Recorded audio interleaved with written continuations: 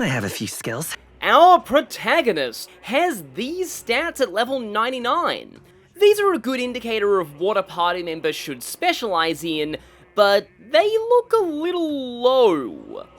That's because the Protagonist is special. Every time he levels up, you get one stat point that you can put anywhere you want, except HP or MP. With this, he's whatever you want him to be, but unlike some modern Shin Megami Tensei games, there is no way to respec stat points in Metaphor. This isn't too much of a problem. Metaphor is also a game where archetypes, skills, and especially equipment can matter a lot more than raw stats, so don't stress too much about what build to use. But if you want some advice in that regard, it's more common to put all your points into one stat than it is to diversify. No other party member is able to be that min-maxed, and it's a useful niche for the Protagonist to have. As for which of the 5 stats to focus on, this question in the recruitment center can help you with that. The Protagonist starts with 5 points in all stats, but your answer to this question will give one stat a +2 and its opposite a -2, unless you pick I've always been lucky, in which case you get +4 luck but -1 everything else. While luck affects a lot of things like critical hit rate and item drop rate from enemies, I'll just say this right now, don't use a luck build. There's a mechanic that gives you a free point of luck every week, mostly invalidating the need to put points into that stat manually. As for the other stats, endurance affects physical and magic defense, while agility affects accuracy, evasion, and turn order mostly. But I overall don't find them as impactful as pumping an offensive stat. And there's no outright wrong choice here, especially since the Protagonist's ultimate endgame skill scales off of whichever of strength or magic is higher. But here are, in my opinion, the pros and cons of the strength and magic builds. The biggest thing strength has going for it is Peerless Stonecleaver. This is one of the most broken things in the game, able to 1 to 2 shot several bosses. It's available very early and is still good all the way up to the endgame. Speaking of good all the way up to endgame, that sums up the steady stream of physical archetypes you get. You've got Warrior and Brawler for the early game, Gunner for mid-game, and Berserker for late game. As the luck stat affects critical hits, a physical build is heavily benefited from the free luck points you get from the toilet. That is a true statement within the world of Metaphor, and it will all make sense later. An underrated aspect of physical builds, in my opinion, is a lot of enemies in this game have weaknesses to physical elements, mainly Pierce and Strike. So it's nice to have a Protagonist who can hit those hard and give the party extra turns into the bargain.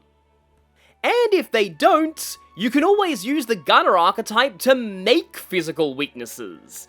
This kind of weakness generation is very powerful in this game, and it's available much earlier for physical than it is for magic.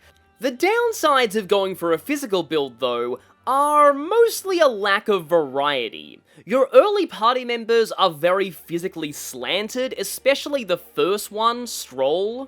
And while having multiple characters in the same archetype is very good in this game, it does mean the Protagonist and Strohl will be competing with each other for good weapons. It also means you'll be lacking in good magic damage for a long time. And here we come to the biggest advantage of magic build protag. You do not get a dedicated mage party member for a really long time in this game. So many like to go for a magic Protagonist to give them more of a unique niche compared to the other early joiners. Magic will also give you a good spread of elemental coverage, and there are some strong early game magic archetype options like Mage and Healer. In the mid game you've got Commander, which can do solid damage and generate weaknesses. and you do have a synthesis skill that's as strong as Peerless Stonecleaver in Meteor 4. But that's also in the cons. Meteor 4 is ultimately, in my opinion, more awkward to set up than Peerless Stonecleaver, as Triple Warrior suits the early party stats a lot more than Triple Mage does. It also seems more common for early enemies to null fire than to null slash. And as I said in the strength build section, weakness generation for magic doesn't come online until at least mid-game. But perhaps the biggest flaw with the magic build is that the highest tiers of the mage archetype are locked behind a story-based bond that doesn't max out until nearly the end of the game. So you may be reliant on semi-magical archetypes like Seeker, Commander, and Masked Dancer in the mid-game. Overall, choose Strength if you want more consistent power. Choose Magic if variety among party members matters more to you. The mightiest sword is wielded for the people! Strohl, our ride or die and first true ally, provides good physical offense and well-balanced stats elsewhere. He's mostly slanted towards physical archetypes in the early game, and will have the highest strength of the party for a while. And this is great for frontline combat and Peerless Stonecleaver. But the biggest advice I can give about Strohl is, don't be afraid to put any archetype onto him. He's actually not bad as a mage, and you will want multiple mages to deal with enemies with elemental weaknesses. Even if you don't use him as a mage all the time, I recommend unlocking the archetype on him as early as possible, just so you have that option. Trust me, Mage Strohl will save your butt when you least expect it. Strohl's balanced stat build means you can make any archetype work on him, so he can easily fill whatever holes you have in a team composition. I think it was intentional that your first true party member is this balanced, encouraging the player to discover the true versatility of the archetype system. Strohl's ultimate archetype is one of the most straightforward to unlock, requiring max levels in all 3 warrior archetypes, and max levels in all 3 of the commander line. Now, I prefer the commander line on someone more supportive like Hulkenberg, leaving Strohl free to dish out damage. But there's nothing wrong with mastering commander on as many people as possible because it is a freakishly good archetype line, and I can't wait to talk about it once we get to its bios. So Strohl needing it is absolutely a point in his favor. Eyes up, novices. Let's clear them out. While Strohl is an all-round physical attacker, Grius is an all-round tank, having balanced stats but high endurance, along with the best max HP and MP of the party. That second fact makes him your best option for a mage besides Mage build Will at this point, even if his magic is a little lower than his strength. Just like Strohl, you want to play to the versatility of the archetype system with this guy. But unlike Strohl, Grius has a unique ability as a party member. During battle, even once you gain full control of him, there's a random chance he'll trigger Phantom Dance and deal small physical damage to all enemies. Not the greatest ability, but extra damage is always nice. They'll not break my defenses. As you'd expect from someone whose name roughly means massive castle, Hulkenberg is the tank of the party, and the first truly specialized stat build among them. She is all about endurance and strength. Her HP is pretty good, but not as good as Grius. But she'll carry on his legacy as the party tank, and do it even better with access to the Knight archetype. But unlike the rest of the party so far, Hulkenberg is very slow. So don't expect her to go first in battle, and especially don't expect her to dodge tank. But she's not entirely min-maxed. Her magic and luck are still fairly solid. Magic's only 1 point lower than Strohl's, in fact. This means that, just like him, don't be afraid to give her magic archetypes. Unlike Strohl though, there's another reason you want to give her these beyond the elemental coverage. You don't have to go for these ultimate archetypes. But if the idea of a 15% chance to repel anything, and in a press turn game that will kill the enemy's entire turn, appeals to you, then there's a chance you might want Hulkenbergs. And for that reason, I'm going to list the requirements for each party member as they join, so if you want to make a start on leveling these archetypes early, you can. And Hulkenbergs are weird, because not only does she require the Knight line, as you would expect, but she also requires getting pretty deep into the Mage line, including level 15 into Elemental Master. Not an archetype that I think is especially optimal on Hulkenberg, and that is one issue with the ultimate archetype system. It can force playstyles on certain characters that you might not want.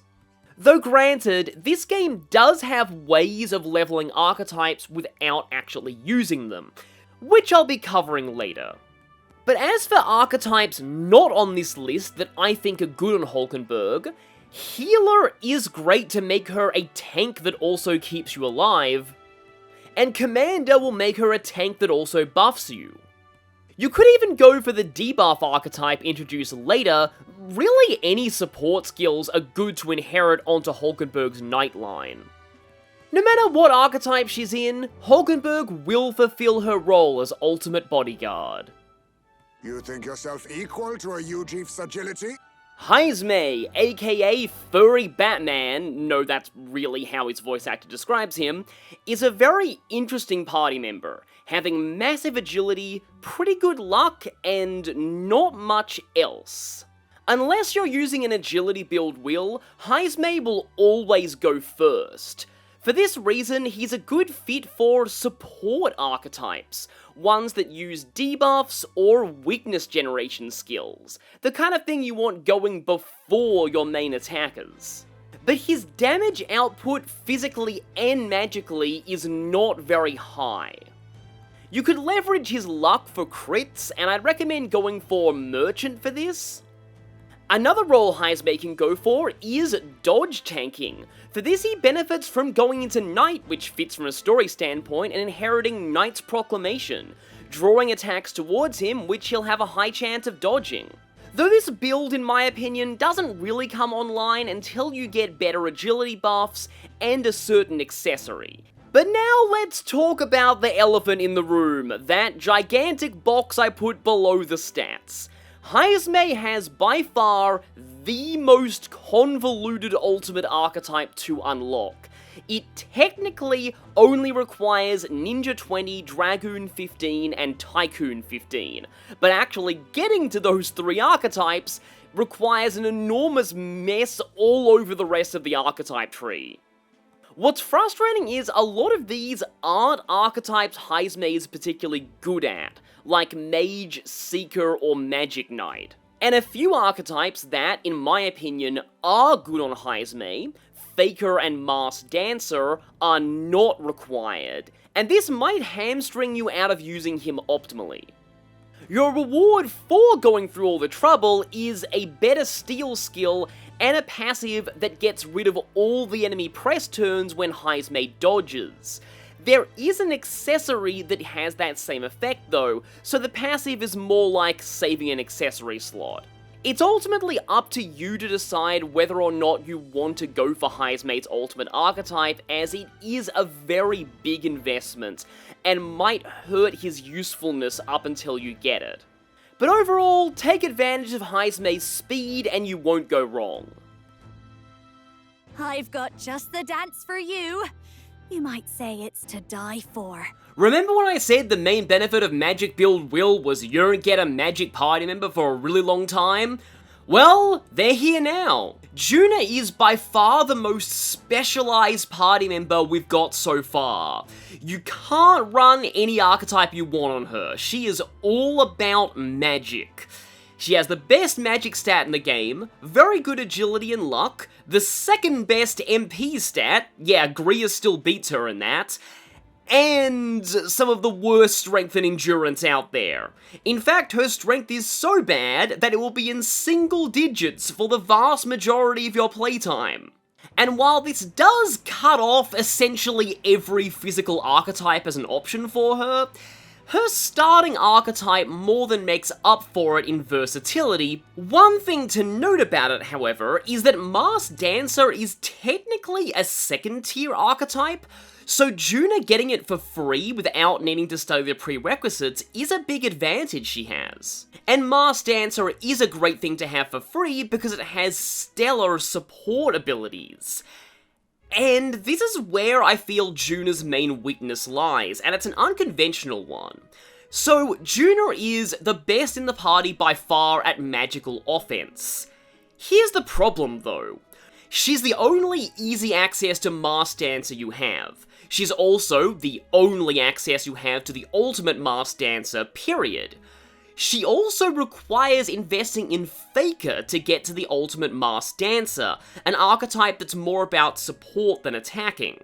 So, while Junah is a fantastic offensive mage on paper, her support abilities are so phenomenally good that in the late game it almost feels like a waste to have her attack. And with a magic stat that high, that is a shame. That's not to say you can't go offensive mage with her if you want to. I just want to stress, her exclusive support abilities really are that good. Euphasia, arrive. Eupha is another magic-focused party member, and think of her as a less polarized version of Junah. They both have the same agility, but Eupha trades raw magic power and luck for more bulk and actually having a strength stats, which makes her more versatile in terms of archetypes and also helps as her default archetype knows some physical skills. It also helps because the other archetype she requires for her ultimate is the Seeker line, which uses both magic and physical attacks. And the fact that she needs the Protagonist default archetype for her ultimate one is yet more evidence of the Will and Eupha ship being canon. Eupha's a very straightforward character to consider a build for. You really just want to focus on Summoner, Seeker, and maybe the Mage or Healer lines, and that's about it. Though feel free to try out other archetypes on her if you want, she is not Junah. And speaking of which, one of the strangest things I find about Eupha is that even though her raw magic is lower than Junah's, by the endgame, she often ends up a better magical powerhouse while Junah is better at support.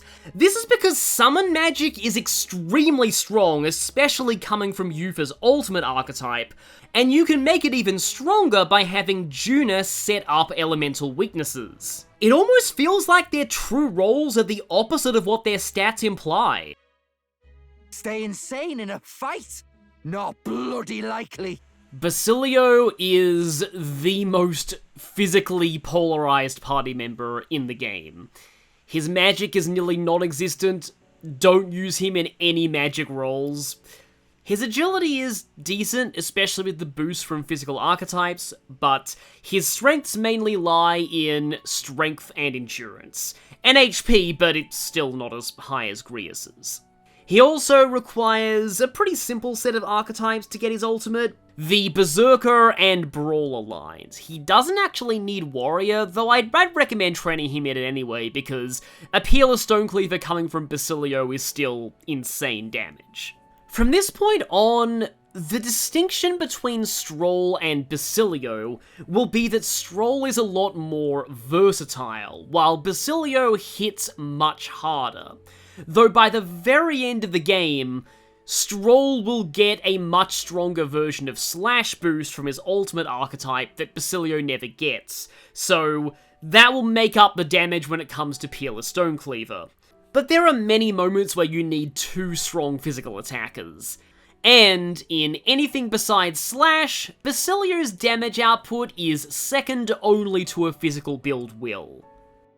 Seeker! While both come with a dramatic awakening, archetypes are more comparable to the job class systems of traditional RPGs than to personas. Every party member can embody most archetypes, gaining a boost to their stats and access to that archetype's skills.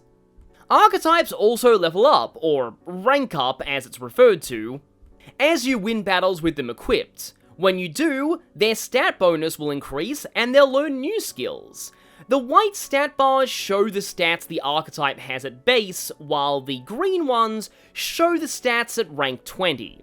Archetypes also provide you with your weaknesses and resistances. In the case of Seeker, you resist wind but are weak to fire. And that's already a major flaw, as fire attacks are very common in the early game. So why would you want to be a Seeker? Seeker is the well-balanced class of Metaphor, having a good mix of all stats leaning to strength, magic, and agility, while learning a mix of physical attacks, magic attacks, healing, and support skills. It's your only access to wind element damage for a while, and that alone gives it an early game niche. Having your first heal spell also makes it essential to an early party. At rank 4, it'll learn Tarukaja, an attack buff that can be stacked up to 3 times. It gets a physical skill at rank 9, but we'll be getting a physical archetype very soon, and that comes with a physical skill that's already better. But Seeker makes up for it by also having magic, which gets even better at rank 15 with our first second tier spell. And I do mean first. A big advantage of Seeker is not many early archetypes get second tier magic as part of their natural learn sets. They rely on synthesis for that, a mechanic that we won't get for a few more hours and that has heavy costs attached. At rank 20, Seeker gets Tetra Break, a skill that it normally has via synthesis, but now you'll get to use it at any time. This is very situational, but there is a force fight in the mid-game whose gimmick involves Tetrakarn, so grabbing this skill from Seeker might help out once you reach that point. Wait, grabbing this skill from Seeker? That's what the to inherit column is for. You can pay a price in Mag, a resource gained from battles, to unlock skills for inheritance. Once you've done so, you can attach them to any other archetype. Every archetype lineage also has something called a hero passive. These are skills that have some effect on the field, and they only take effect when the protagonist is channeling that archetype. For Seeker, it makes support attacks from allies, that is, whenever an ally jumps in to offer a follow-up attack during field combat, 10% more likely. It fits with the theme of we'll bring everyone together, but in my opinion, it's not the most impactful hero passive. You want to use Seeker for its skills, not its field ability. Seeker has a lot of synthesis skills. For 2 other party members, you can use the fairly strong for early game Rider of the Blade or Horse-Drawn Carnage. You can upgrade your Psych to Gus-Psych and Gus-Cyclo. Now, this is something to note. In Metaphor, most of your area effect magic skills come from synthesis. And I couldn't fit this on the bios, but you need to know Psych in order to use its synthesis versions. As you'll often be using Mage early in the game, you're likely to have access to these combos with a Seeker in the party. Speaking of AoE synthesis, Matarukaja, which in the early game you're likely to get access to via having a Knight in the party. It's a little expensive for this point, and there are better sources of party buffing. Tetra Break is available as one of Seeker's normal skills, but you can access it via synthesis much earlier, at the cost of using a second party member's turn. Also, they need to be Thief, Faker, or Merchant, which, okay, you get Merchant a little early, but Thief and Faker come later. And then there's Adventurer's Curiosity. This is perhaps Seeker's most interesting synthesis skill, since no other class gets an effect like this, raising the party's critical rate for 3 turns. Though you'll need to wait for at least the end of the first arc to get a gunner in order to have access to this. Magic Seeker! The Magic Seeker has a similar balanced stat build and the same weaknesses as the Seeker archetype. It starts out with the 2nd tier wind skill Cyclo, along with Tarukaja to save on an inheritance slot. At rank 4, it gets a 2nd tier single target heal. At rank 9, Wind Dodge to help with the weaknesses of other archetypes. The main prize here though is Cyclone at rank 15. This is actually very early for a 3rd tier magic skill.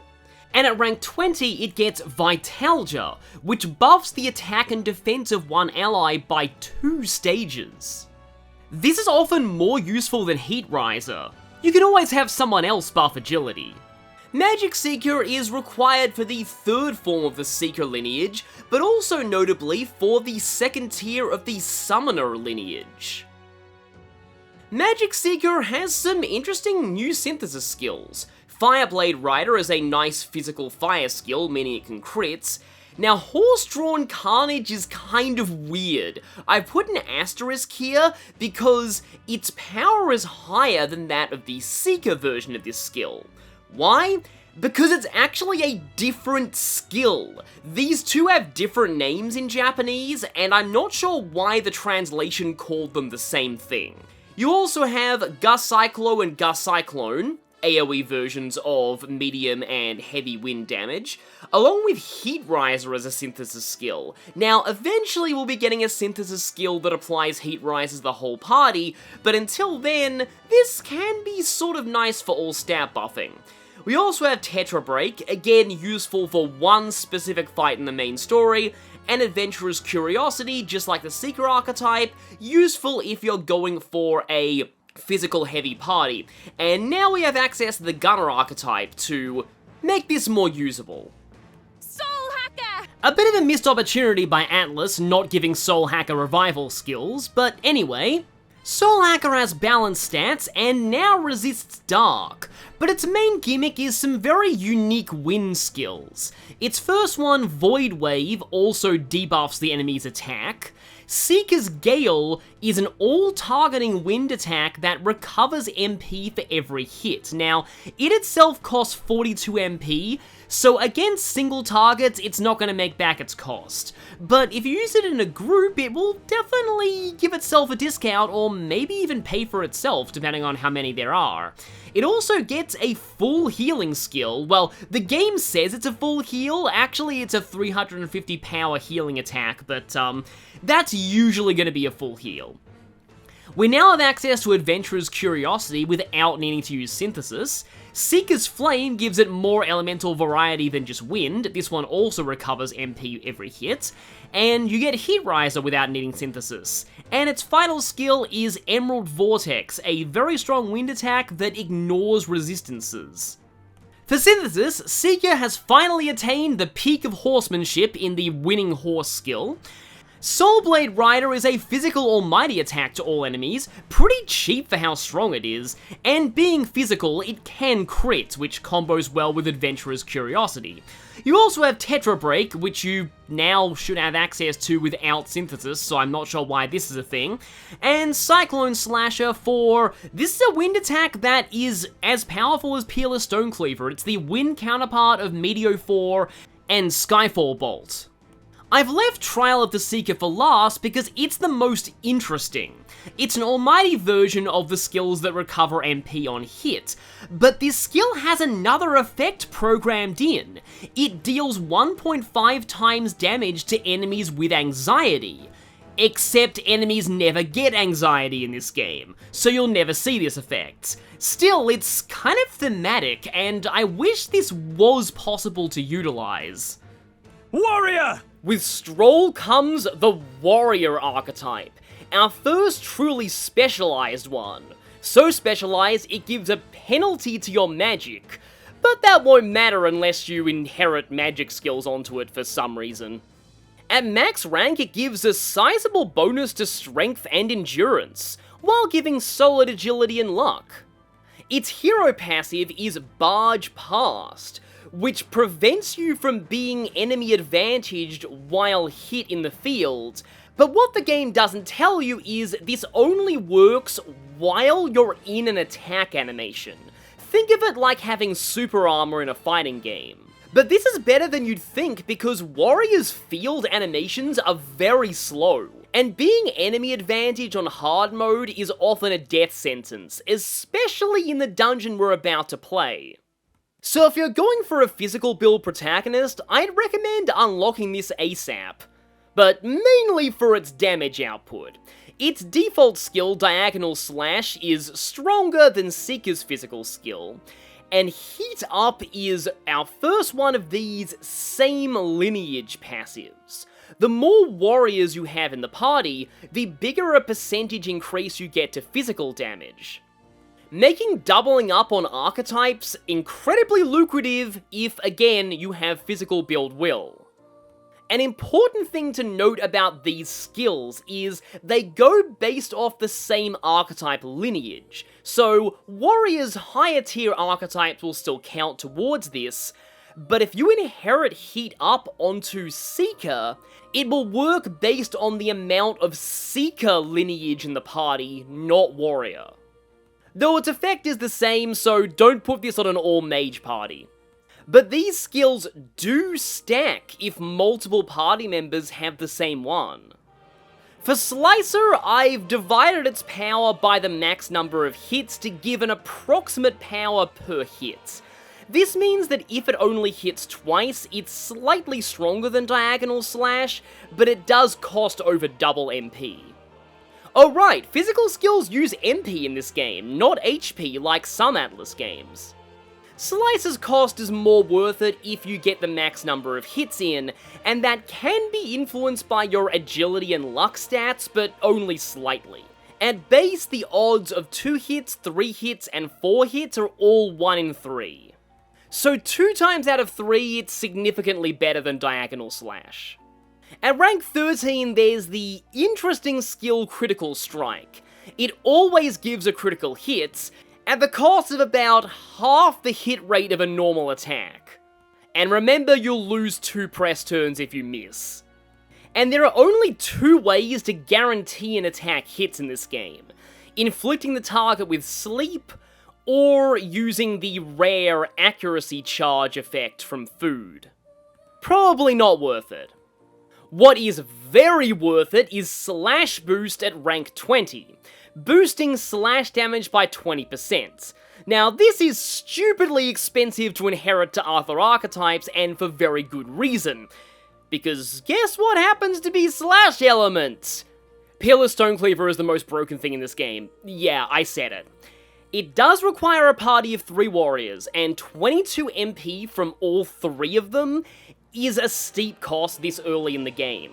But 550 power is almost unmatched even once you get to endgame, and having access to that this early is insane.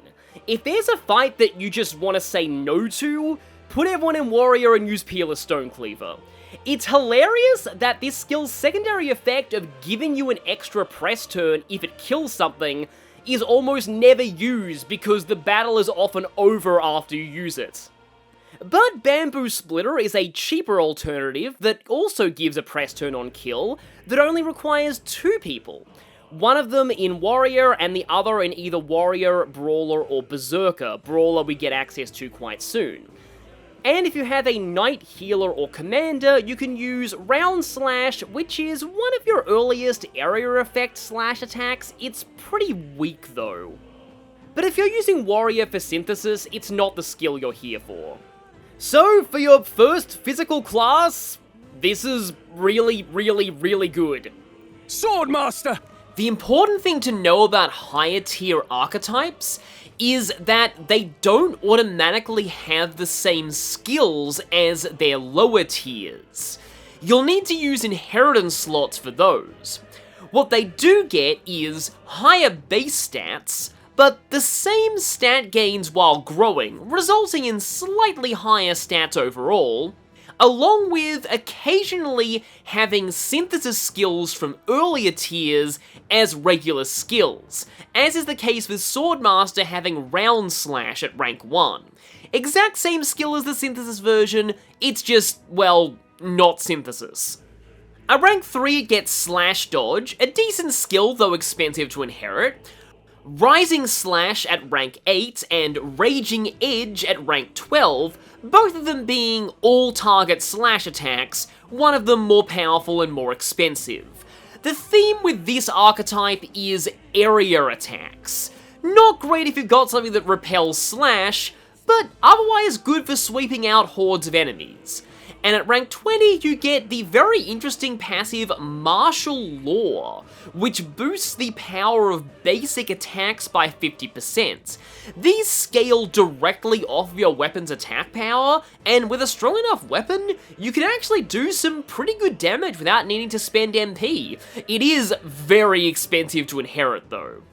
Every higher tier archetype requires a certain number of levels in lower tier ones before you can study it, but Swordmaster's is simple, you just need to max out Warrior. And all Swordmaster is needed for is its higher form, Samurai. Swordmaster keeps some of Warrior's synthesis skills, including the best one, but it also has Vorpal Blade, which not only hits all enemies, but also debuffs their attack stats. Phantom Sword Swarm is new too. It's a multi-hit attack against a single enemy, and at its max number of hits, it reaches 420 power. But in my opinion, if you want big single target damage, why wouldn't you use Peerless Stonecleaver? And if you want more efficient turn economy than that, you'd probably be okay with Bamboo Splitter.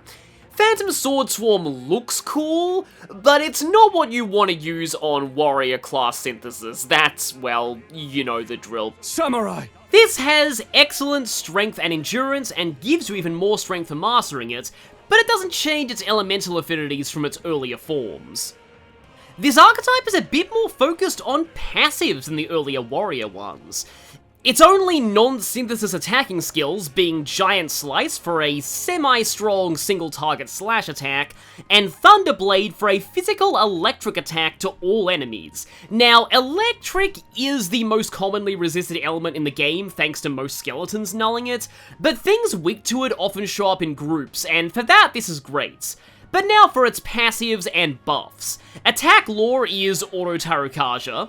Regenerate 3 is passive recovery every turn, and at max rank you get Sturdy Stance. That halves all damage taken but can't dodge skill from Persona. Now, unlike in Persona though, this is a lot more of a drawback because dodging gets rid of enemy press turns, so I'm not sure how much I would rely on this. Granted, only one person in the party needs to dodge in order to get that press turn loss, so this can protect you from AoE damage, while a high agility character like Heismay dodges that AoE and gets you the press turn loss.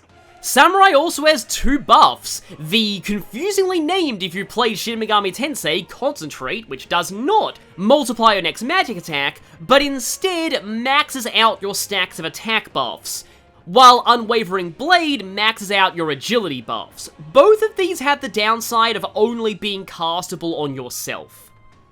But the real reason you want Samurai is in synthesis, and I'll just cover what you're here for first. Samurai gets Peerless Stonecleaver as a 2-person attack instead of a 3-person one, which means you only need a Warrior, Thief, or Masked Dancer in the party, but more importantly, it only costs 2 press turns, which you can get down to 1 with the Utilitarian Manual. Yes, they somehow managed to make Peerless Stonecleaver even more broken, and that's an achievement. Oh, and it has some other synthesis skills you probably don't care about. Phantom Sword Swarm gives an extra press turn on kill, but why would you use this instead of Peerless Stonecleaver? Crimson Moon Sword Art is a pretty strong slash attack that can inflict charm, but why would you use this over Peerless Stonecleaver? And Windblade is a strong physical wind attack. I guess you might use this over Peerless Stonecleaver if the enemy is weak to wind and you really want extra press turns, but in terms of raw damage, you're probably better off using Peerless Stonecleaver. So, that's Peerless Stonecleaver for you. I mean, the warrior line. It's Peerless Stonecleaver. That's all you need to know. Mage! The Mage archetype is your first dedicated magic user, dropping your strength significantly, but giving you enough of a boost in magic that even someone not totally slanted towards that stat, like Strohl, will be hitting for decent damage with spells. It's also got a good agility boost for this point in the game. You resist ice, which won't be that relevant for a while, and are weak to pierce, which isn't relevant yet, but in the next arc we'll be encountering a lot of spear and bow wielding enemies, so be careful of your mages then.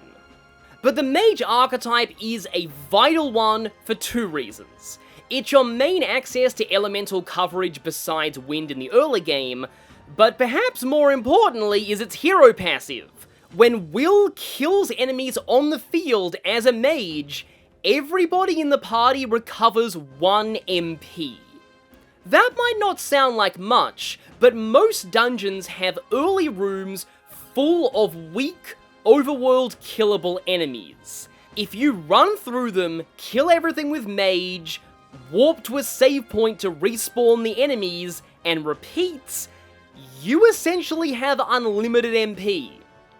And for this reason, you want to study this archetype on Will as soon as possible, even if you're going for a strength build. But in turn-based combat, this archetype offers Bot, Blizz, and Kande, the basic spells of fire, ice, and electricity.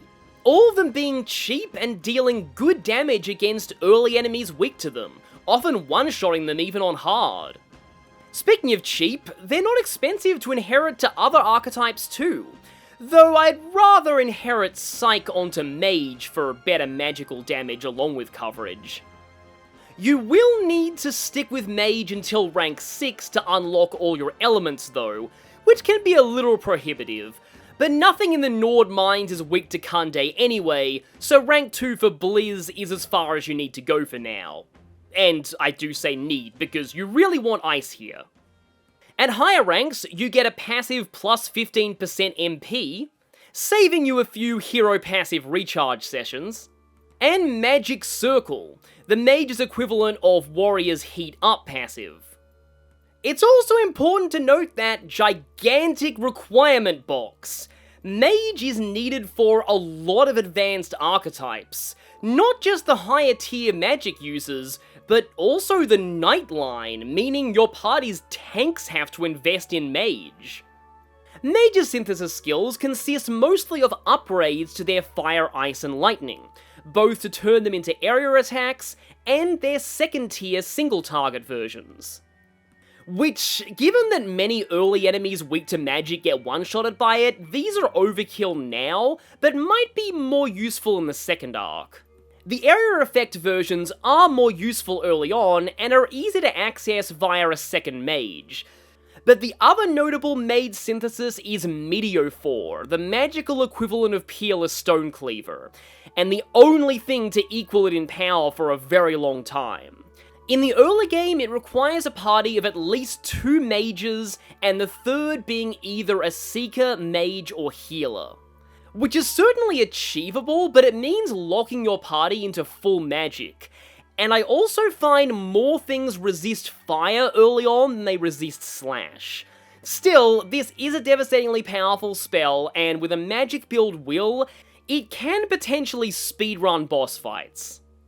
Between this, magic damage, weakness hitting, utility, and its hero passive, Mage is one of the most important archetypes in the game. Wizard! If you looked at Wizard and said, it's just Mage but better, you would be right, but it's also so much more. It has the 3 second-tier single-target elemental skills, but then at rank 11 it gets the Shield Blessing passive. This has the user recover 10 MP every turn when they have a buff active.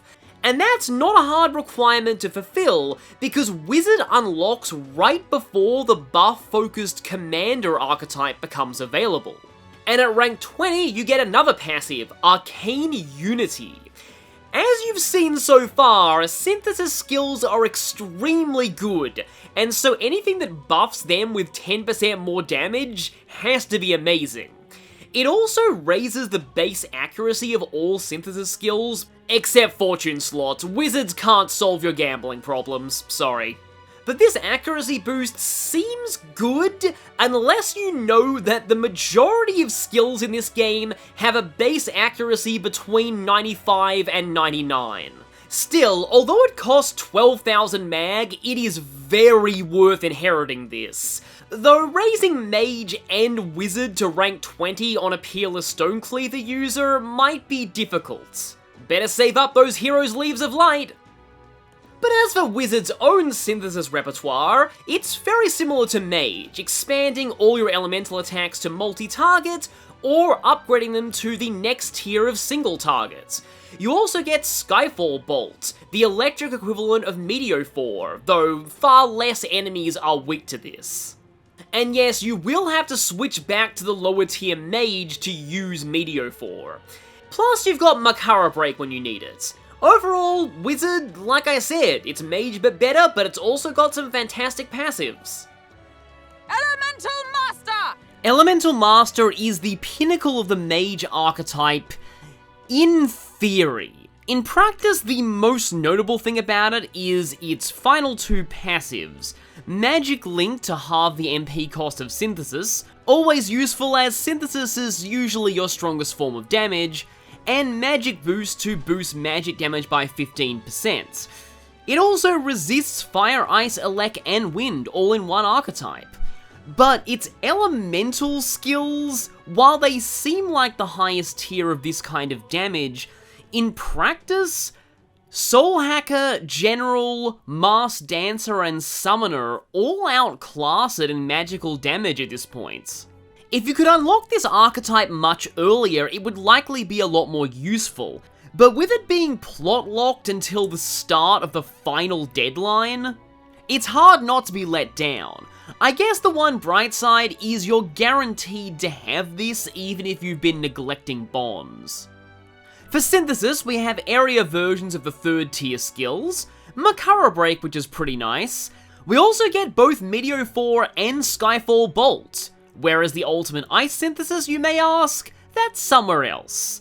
And also Precipice of the Abyss. It's a 3-person attack, but it is 500 power or mighty damage to all enemies. Which makes it guaranteed at least. Sadly, I find Elemental Master a lot less remarkable than it really should be. Its main notable trait is being needed for Hulkenberg's ultimate. Warlock! The Warlock archetype is an interesting one, trading Elemental Masters, well, elemental resistances for light and dark, having a bit less magic but not having a strength penalty, and only learning dark damaging skills. However, it's its other abilities that are very notable. Having access to Makara Break without Synthesis is nice, though granted the commander line has that via Heartbreak stratagem. Magic Reversion has you recover MP when defeating enemies, and Magic Vessel boosts your MP by 30%. But of course, the thing you're really looking for is Hyper, the magical equivalent of Charge. Just like Charge, the translation is wrong and says that it only works once per battle, but it actually just applies to your next attack and then you can use it again. Now, with Hyper, this would surely be the most sought after class for magic users. But there's a problem. You need to get 10 ranks in Assassin, which also requires 20 ranks in Thief. And not a lot of dedicated magic characters want to go that route. You'll likely need to shove a lot of archetype experience items into people like Junah or Eupha to get the most use out of this. And in Junah's case, you get Hyper via the Warlock mask on Masked Dancer anyway. Speaking of other ways to get hyper, you can also get it via an igniter unlocked at higher ranks of Brigida's Bond, and through the enchanted portage food, so there are a lot of things trying to put Warlocks out of a job. But its synthesis skills are fairly interesting, especially Lost Wall, which gives the enemy a temporary weakness to almost every element. Other than that, you have Mahmudodyne and some stronger dark skills that are mostly notable for their very cool names. Overall, you're going to be mostly using Warlock for Hyper and Makara Break, but you'll have to decide for yourself whether that's worth the effort of all those thief levels. Healer! I'm a healer, but... You think I'm memeing, but that actually sums up the healer archetype, as its initial value is not even healing. It's the fact that its basic attack is strike element, and that it has light. And let's just say, we'll soon be facing enemies that are weak to both of those, and these continue to be common enemy weaknesses for a long time. Though it is also weak to strike in itself, and that can be a big problem. The dark weakness, less so for a little while.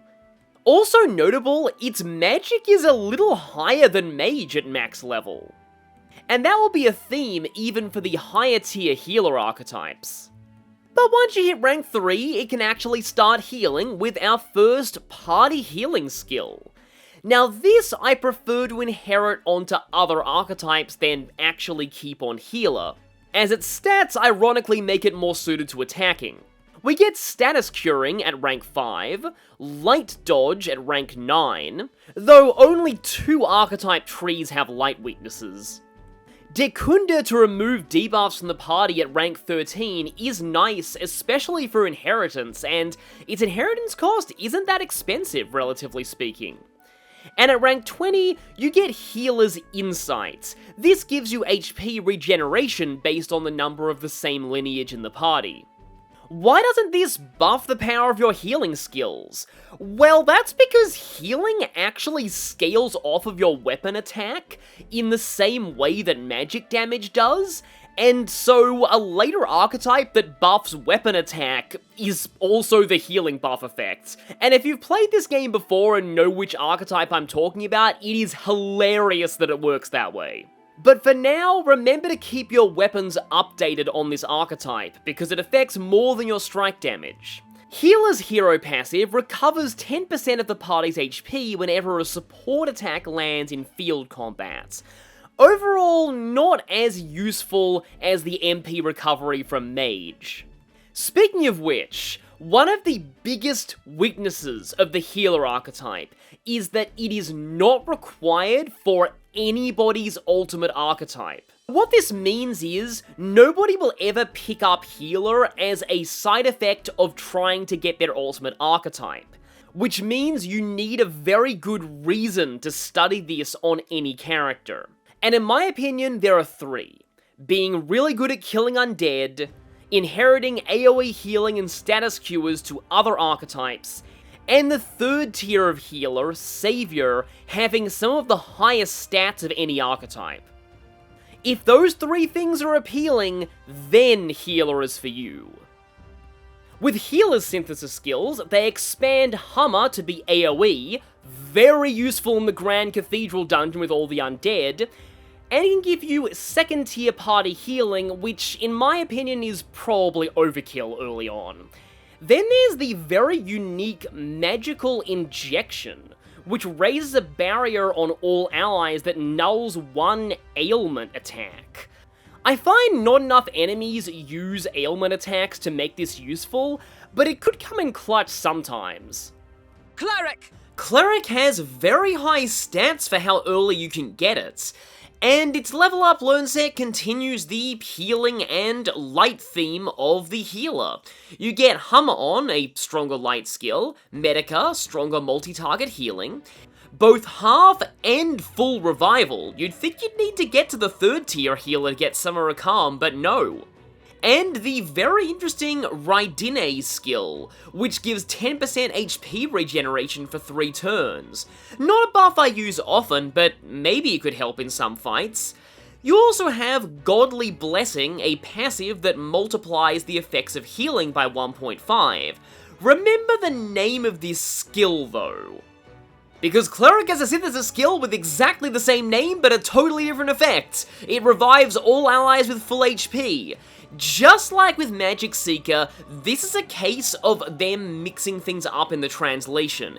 In Japanese, these skills had different names. The passive version should have been called Godly Protection. Other than that, it keeps Magical Injection from Healer, and gets upgraded versions of All-Target Healing Synthesis and All-Target Light Synthesis. Though the healer line isn't required to unlock any archetypes besides other healers, it has its uses both as your primary battle archetype and for inheritance. Saviour! The Saviour archetype gives the highest boost to magic of anything, including the final tiers of Mage, Masked Dancer, and Summoner. It also has great agility and luck, and no longer debuff strength, so raw stats are the name of the game. If you've learned a lot of strong skills of non-light elements from archetypes like Soul Hacker, Masked Dancer, or Elemental Master, you can inherit those onto Saviour for even better damage. But as for Saviour itself, it has the strongest light skills, Hammerdyne and Exorcist Light, the strongest all-target healing, an ailment cure for all allies, actually pretty nice since there are a lot of nasty ailments in this game, especially since shutting off synthesis is the worst thing most ailments do to you, and a skill that lets somebody endure a fatal hit with 1 HP? I guess, unlike full revival, this lets you keep any buffs you have active. That's probably its niche. Just like all the healer line, the only thing you need to master to get this is the previous level of healer. But also, like the rest of the healer line, it's not required for anybody's ultimate archetype. For Saviour Synthesis, along with keeping Godly Blessing and Magical Injection from its earlier forms, we get the all-target version of Hammerdyne, but most notably Divine Punishment, a strong light attack that adds a temporary weakness to lights. As long as the enemy is not immune to light, you can keep comboing this repeatedly, you probably know the drill by now. Now, the most interesting thing about Saviour is that if you really laser focus on Tolerance and Maria's Bond, it's possible to get this very early in the game, reportedly as early as the Martyra arc, and for that point, it is extremely strong. Saviour is an archetype I kind of wrote off on my first playthrough, but doing more research within the community, I've realized it's a lot better than I gave it credit for.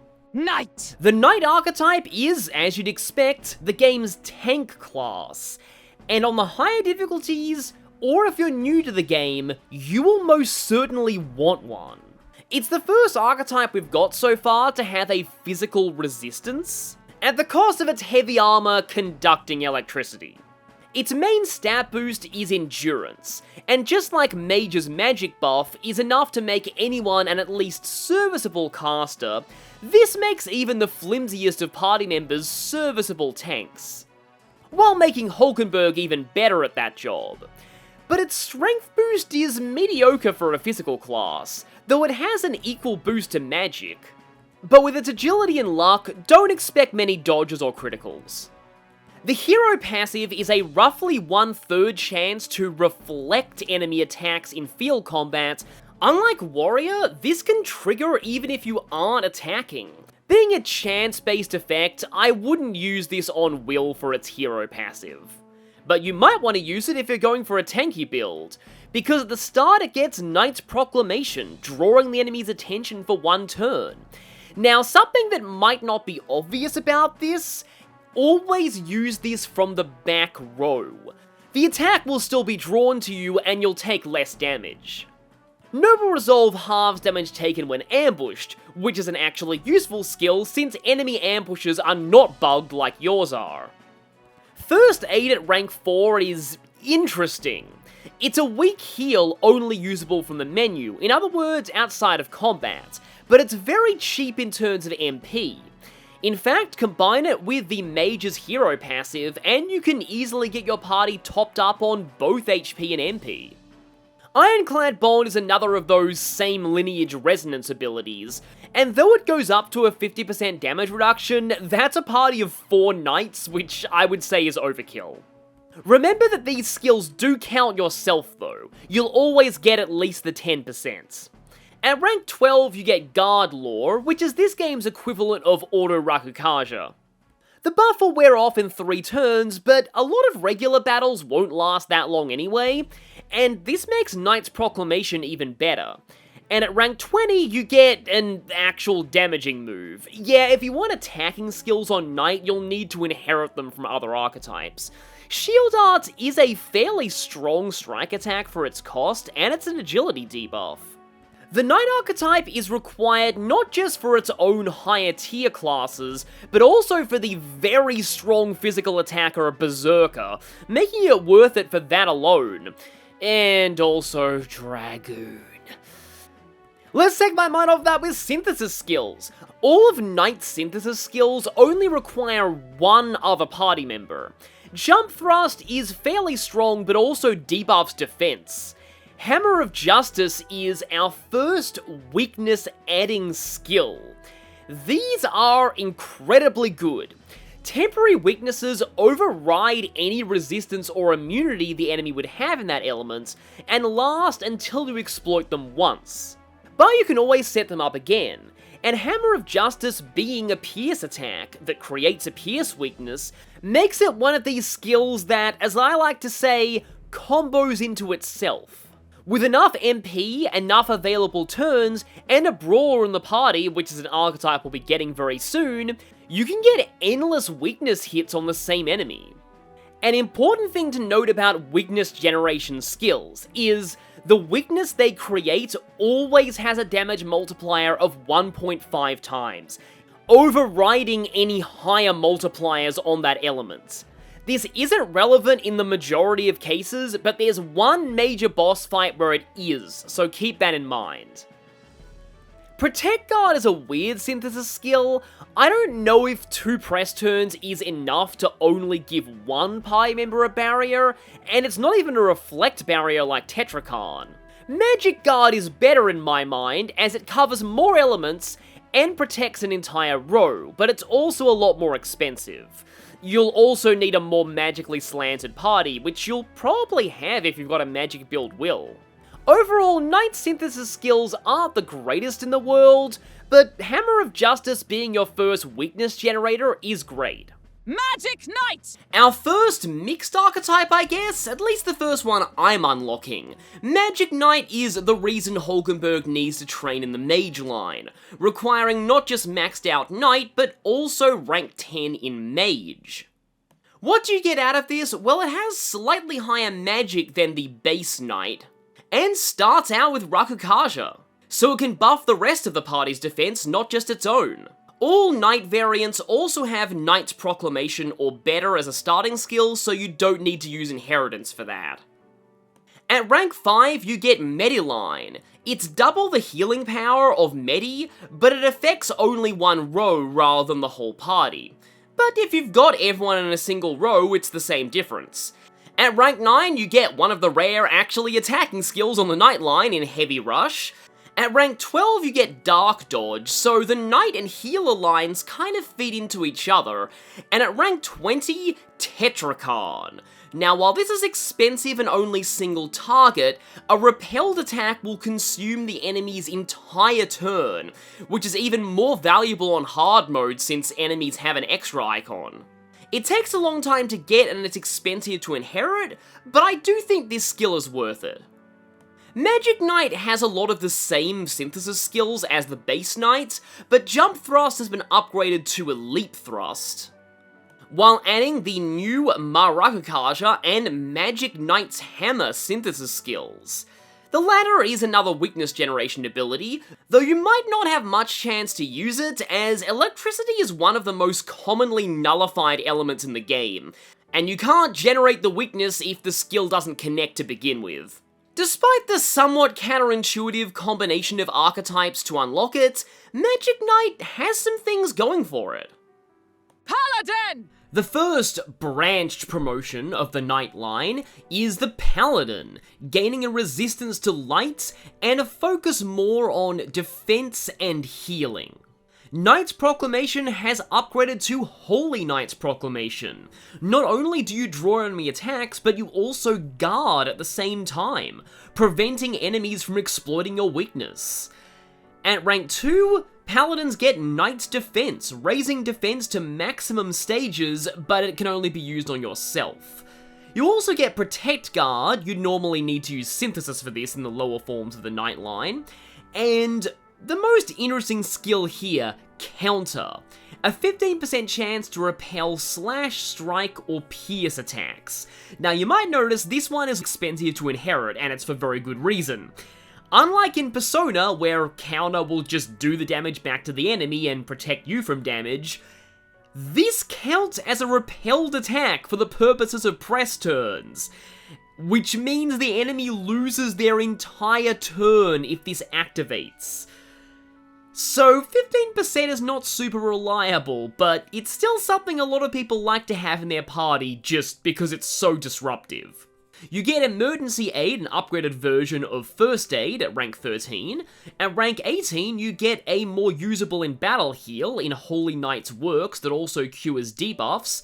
And you get a high MP recovery with Revitalize 3 at rank 20. For Synthesis skills, you get a lot more of the same or upgraded versions of the same from earlier Knight classes. Flying Guard Thrust is the best version of Leap Thrust slash Jump Thrust. Magic Guard is back, but Protect Guard has upgraded to Line Guard, providing physical immunity to a whole row instead of just one person. And I think this skill is also an Etrian Odyssey reference. We now have Crusader's Hammer, an extremely powerful light skill that also gives a temporary light weakness, along with keeping Magic Knight's Hammer and Hammer of Justice. And then you get Peerless Sanctity, a very powerful light attack that debuffs all stats of an enemy. And the required archetypes are ones that it's not hard to have in your party, especially given one of them is Commander. If you're going for a hybrid tank slash healing build on Hulkenberg, Paladin is the ultimate extension of that. Dark Knight. The Dark Knight, meanwhile, has more strength than Paladin, but sacrifices a bit of endurance, and has a resistance to dark instead of lights. It also requires 10 ranks in Wizard on top of having Magic Knight. It doesn't have Knight's Proclamation by default, but at this point you should be able to inherit that. It has Heavy Rush to deal pierce damage, Mad Rush for even more pierce damage, Pierce Boost for even more pierce damage, and Thunderstrike Thrust to deal physical electric damage and debuff the enemy's defense. Now, these skills don't have especially high power for the late game, which is when you're likely to be getting Dark Knight, so I'm not sure how useful they are, but Dark Knight is more worth it for its passives. Alongside the aforementioned Pierce Boost, very good for gunners, though they need to invest in Wizard to get to it, you also have Flawless, starting the battle with Heat Riser, instant recovery to recover from any ailment in one turn, particularly good against some of the late game bosses that love using ailments, but most notably, Magic Counter, a 15% chance to repel any non-almighty magic, and just like Counter from Paladin, this is treated as a repel in all respects, completely destroying the enemy turn. Quick note about instant recovery. Due to a bug, if a buff or other temporary positive effect like Rebellion wears off on a character, the game will skip checking whether they recover from an ailment that turn, and this does affect instant recovery, making the skill worse than it really should be if you use a lot of buffs, and you should use a lot of buffs.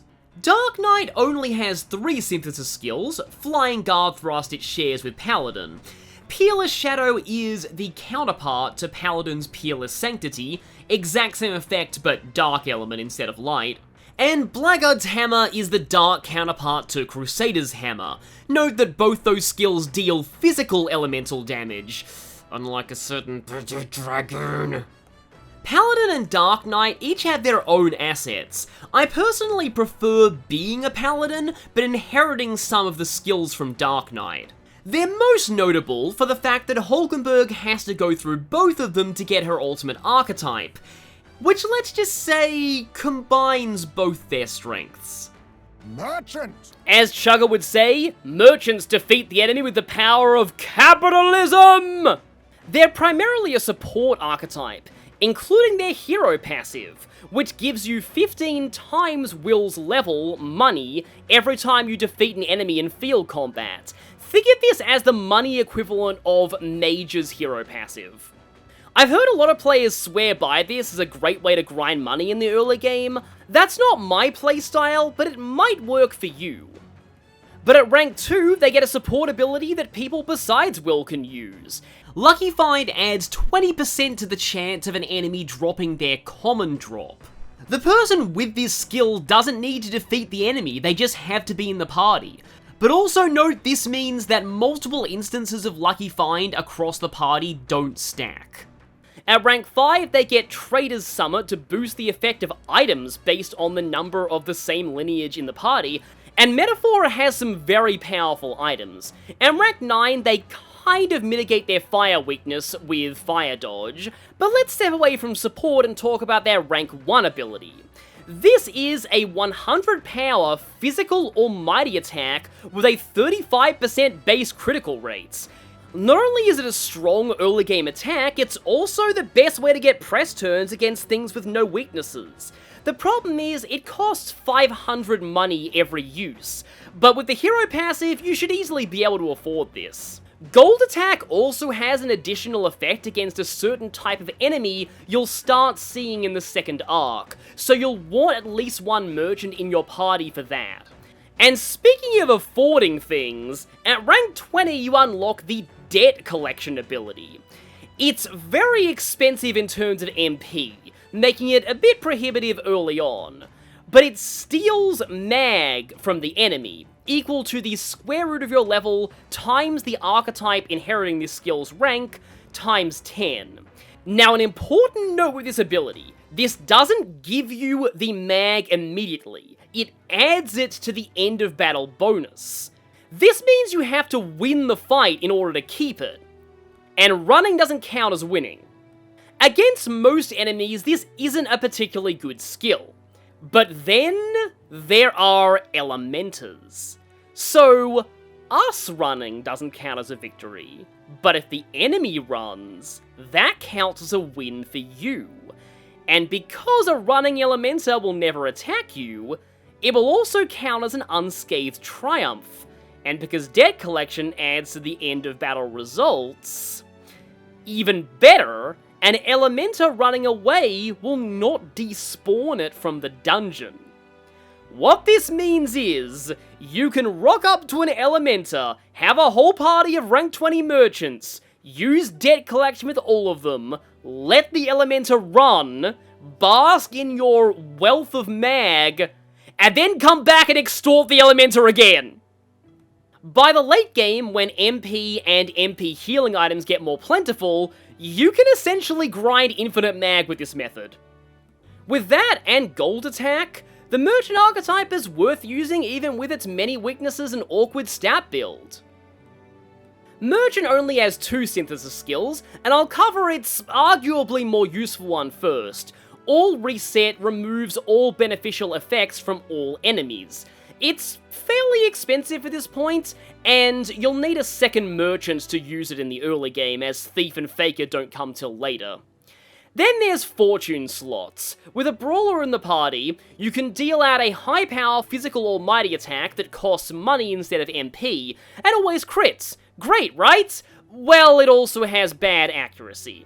You could use it during a preemptive strike, since stunned enemies can't dodge, but apart from that, I wouldn't recommend taking the risk on this skill. Tycoon! Tycoon upgrades Gold Attack to...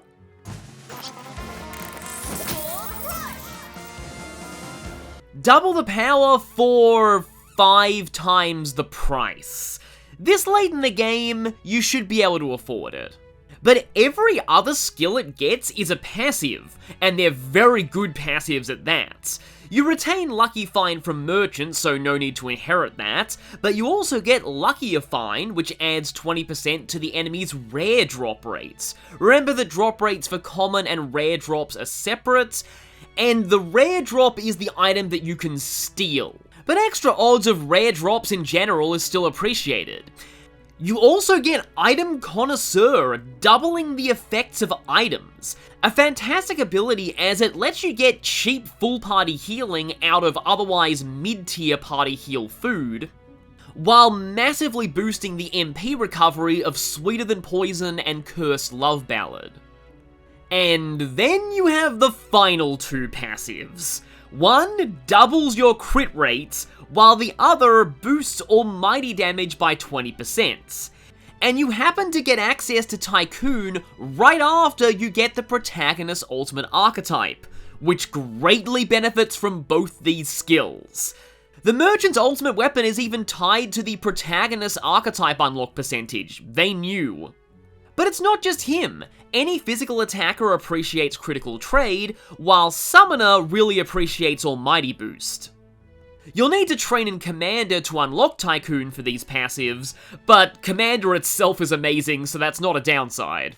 But there has to be a downside in this deal, and that is that I find Tycoon's synthesis skills a little underwhelming. Fortune slots is the same as it always was, all resets is probably unnecessary now that you can buy Dekaja items, though it is the only way to remove charge and hyper from enemies, and Money Power has you pay a premium to buff all stats of one ally by 3, Warlord existing makes this a complete and utter scam. You'll see why when I get to that bio. Brawler! Brawler is your other early game physical archetype. Though compared to Warrior, it's far more focused on offense over defense, except for its strike resistance, which is helpful as that's a common enemy element in the early game. Its stats are all in on strength and agility with limited endurance, but it's its skill cost gimmick that makes it a real glass cannon.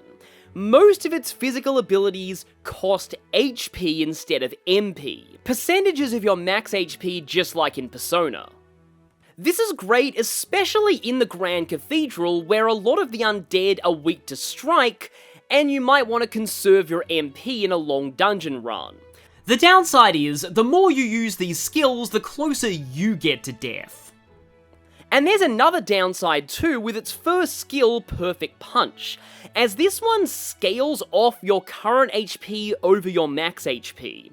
It'll have 100 power at max, which is better than Diagonal Slash, but without frequent healing, it's gonna get weaker with every use, and weaker when you take damage. It does have a higher than normal crit ratio though. And crits are a theme with the Brawler, as its first passive boosts your crit rate based on the number of the same lineage in the party. Then its next attacking skill, Skullcracker, also has a high crit rate, a chance to forget, but more importantly, a consistent power value regardless of your HP. You pay for this in a greater HP cost to use it. At rank 10, you get 15% strike evasion, rank 14, a buff for both attack and defense, but it only applies to yourself. And at rank 20, you can boost your HP by 15% at the cost of needing to be a rank 20 Brawler or using up an inheritance slot. The Brawler's hero passive makes strong enemies, read those that are red in face sight, more easily stunned in field combat, though I prefer Warrior for its field attacks because you're not at risk of getting an enemy advantage. And you can stun almost anything easily by hitting it from behind anyway.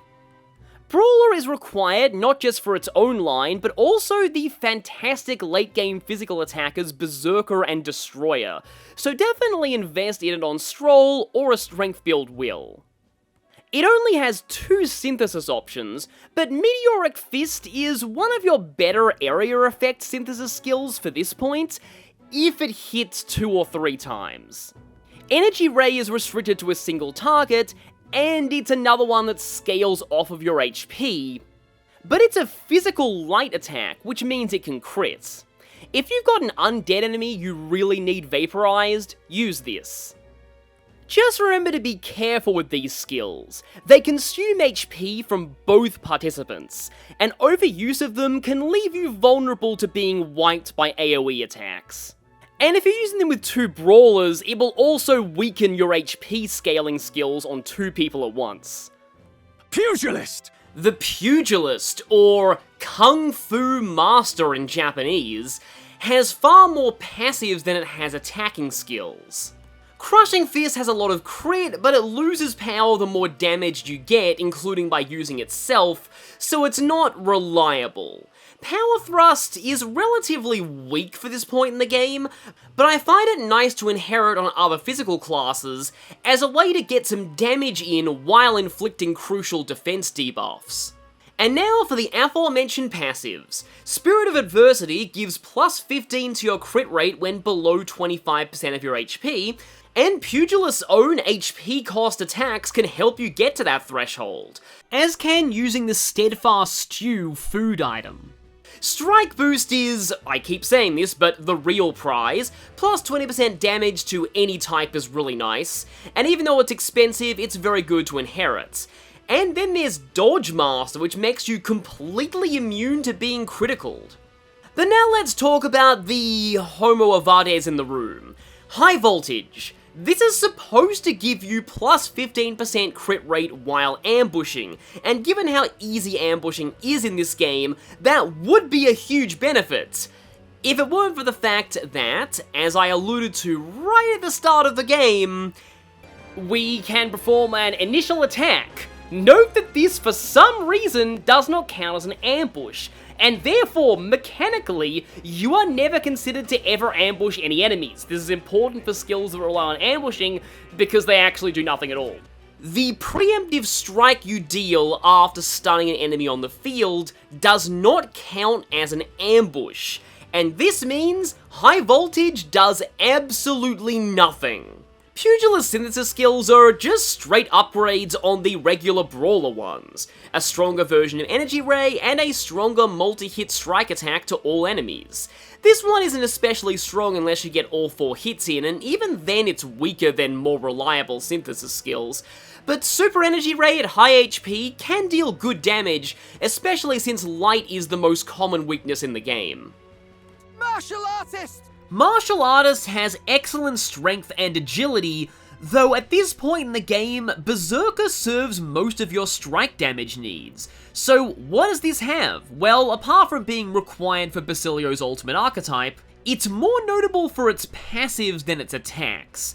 Spiral Fist is heavily restricted by your max HP, and now that we have access to more methods of MP recovery, HP cost skills are a crutch we don't need anymore. Hell Thrust at least has a solid crit rate, a defense debuff, and doesn't get weaker as your HP lowers though. But then you've got a healing skill in Meditation that can cure Burn and Frostbite, which I guess are the two ailments not resisted by Faker and the Protagonist ultimate archetype. Undisturbed Serenity is an even bigger heal that cures Poison and Hex. But really, if you're using this, you're going for Unyielding Blood, effectively a Focus Sash, and Battle Master, a passive that makes you immune to all physical ailments. Certainly nice to have. And like the entire Brawler line, Martial Artist doesn't have a lot of synthesis. Bolt Burst Fist is kinda nice for physical elect damage, though there are other sources of that now. Ultimate Energy Ray can be fairly strong, but there are ways to get 350 power without needing to have full HP. And Bodhisattva's Palm is probably the most notable one here, with its 30 base crit rate and also giving a temporary strike weakness to the enemy. Overall though, while I like the physical ailment immunity, it's kinda sad that's the main reason to even go for Martial Artist. The Brawler line's damage feels more like an early game crutch than something you take the whole way through. Gunner! As an advocate of strength build will, Gunner is one of my favorite archetypes in the game, and I think it's very slept on. Boosting strength and agility, the Gunner specializes in ranged physical attacks. What this means is they're not weakened when used from the back row, letting you play both offensively and defensively. And on the field, you get to shoot at enemies from a distance. This completely trivializes red Magla crystals, let you pick off weak enemies easily, and chip away at the stun gauges of strong enemies without risking yourself. Its hero passive also heals the party every time you get a field kill. It's weak to slash, which is a somewhat common element on enemies, so you'll need to watch that. Gunner's attacks are a little costly for their power, but they have the advantage of not being weakened from the back row, because they can only be used in the back row. But literally the only reason to not be in the back row is better damage from melee attacks, so this isn't a drawback. These attacks also have a chance of an ailment: Sleep, Poison, or at rank 20, Hex. Not only do hexed enemies damage themselves when they deal damage, they also take triple damage from Dark and have double susceptibility to ailments, including instant death. But Hex Shot is also a quite powerful attack for the point you get it.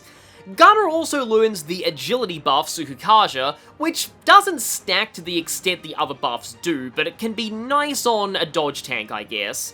And aim support. Another one of these, same lineage gives you a bigger buff, in this case boosting accuracy.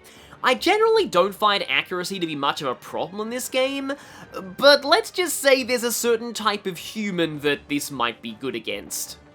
Additionally, Pierce is a very common weakness type on enemies. It's not the most common in the game, but it's very easy to identify enemies that are weak to it. Most things that either have wings or look like they wouldn't like being poked in the eye. And this is a big part of why I think this is a slept-on archetype for physical build will. That and its effectiveness on the field.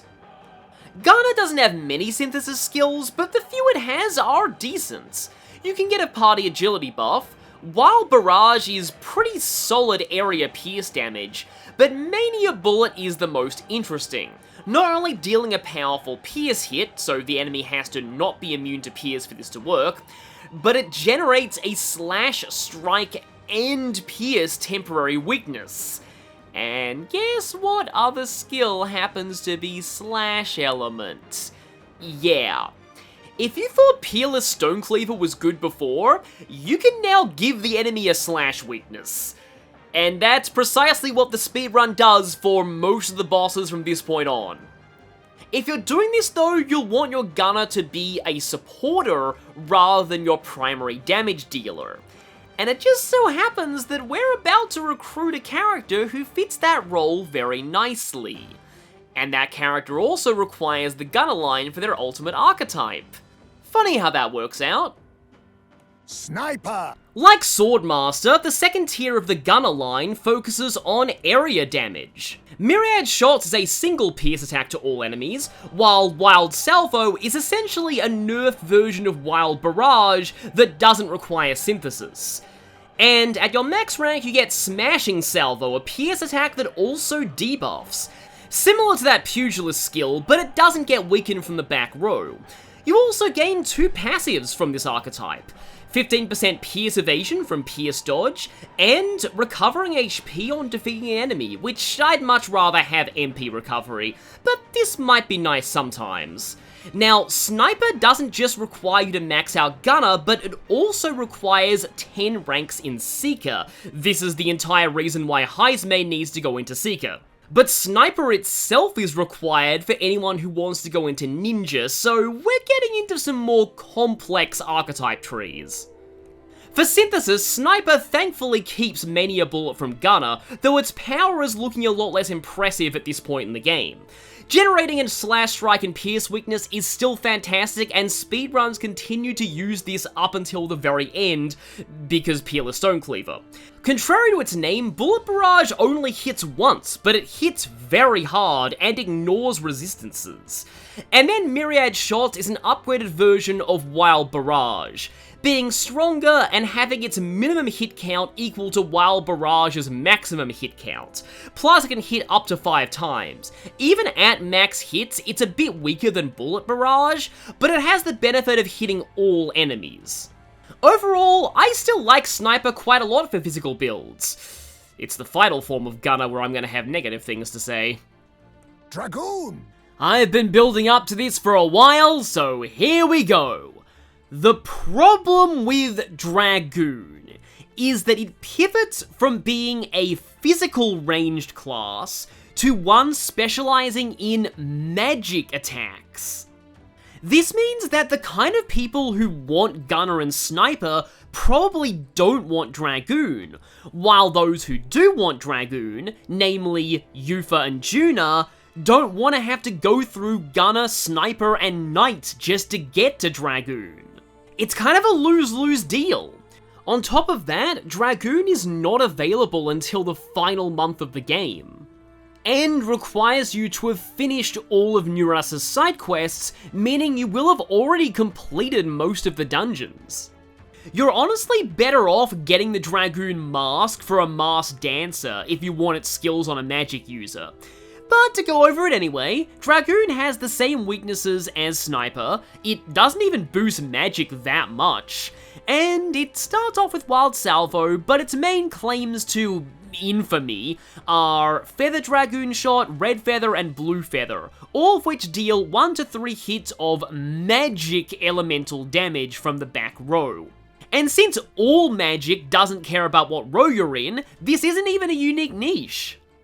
But if you somehow endure Dragoon all the way up to rank 17 and 20, you get 2 pretty solid passives. Long range boost buffs damage by 10% while in the back row, good for physical snipers I guess, if they can suffer through these levels, and at rank 20 you get Unshaken Will, which makes you immune to all mental ailments.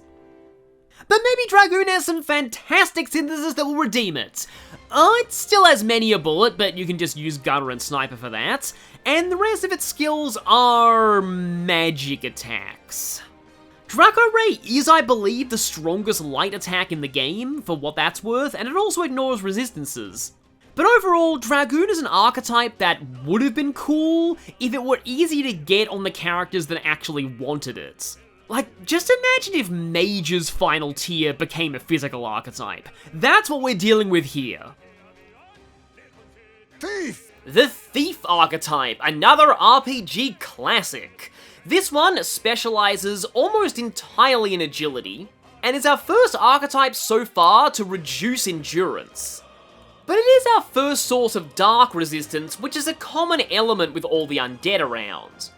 Its hero passive, if you want to make the protagonist one, is Pickpocket, which gives you a 50% chance of receiving an enemy's common drop when stunning or killing them in the field.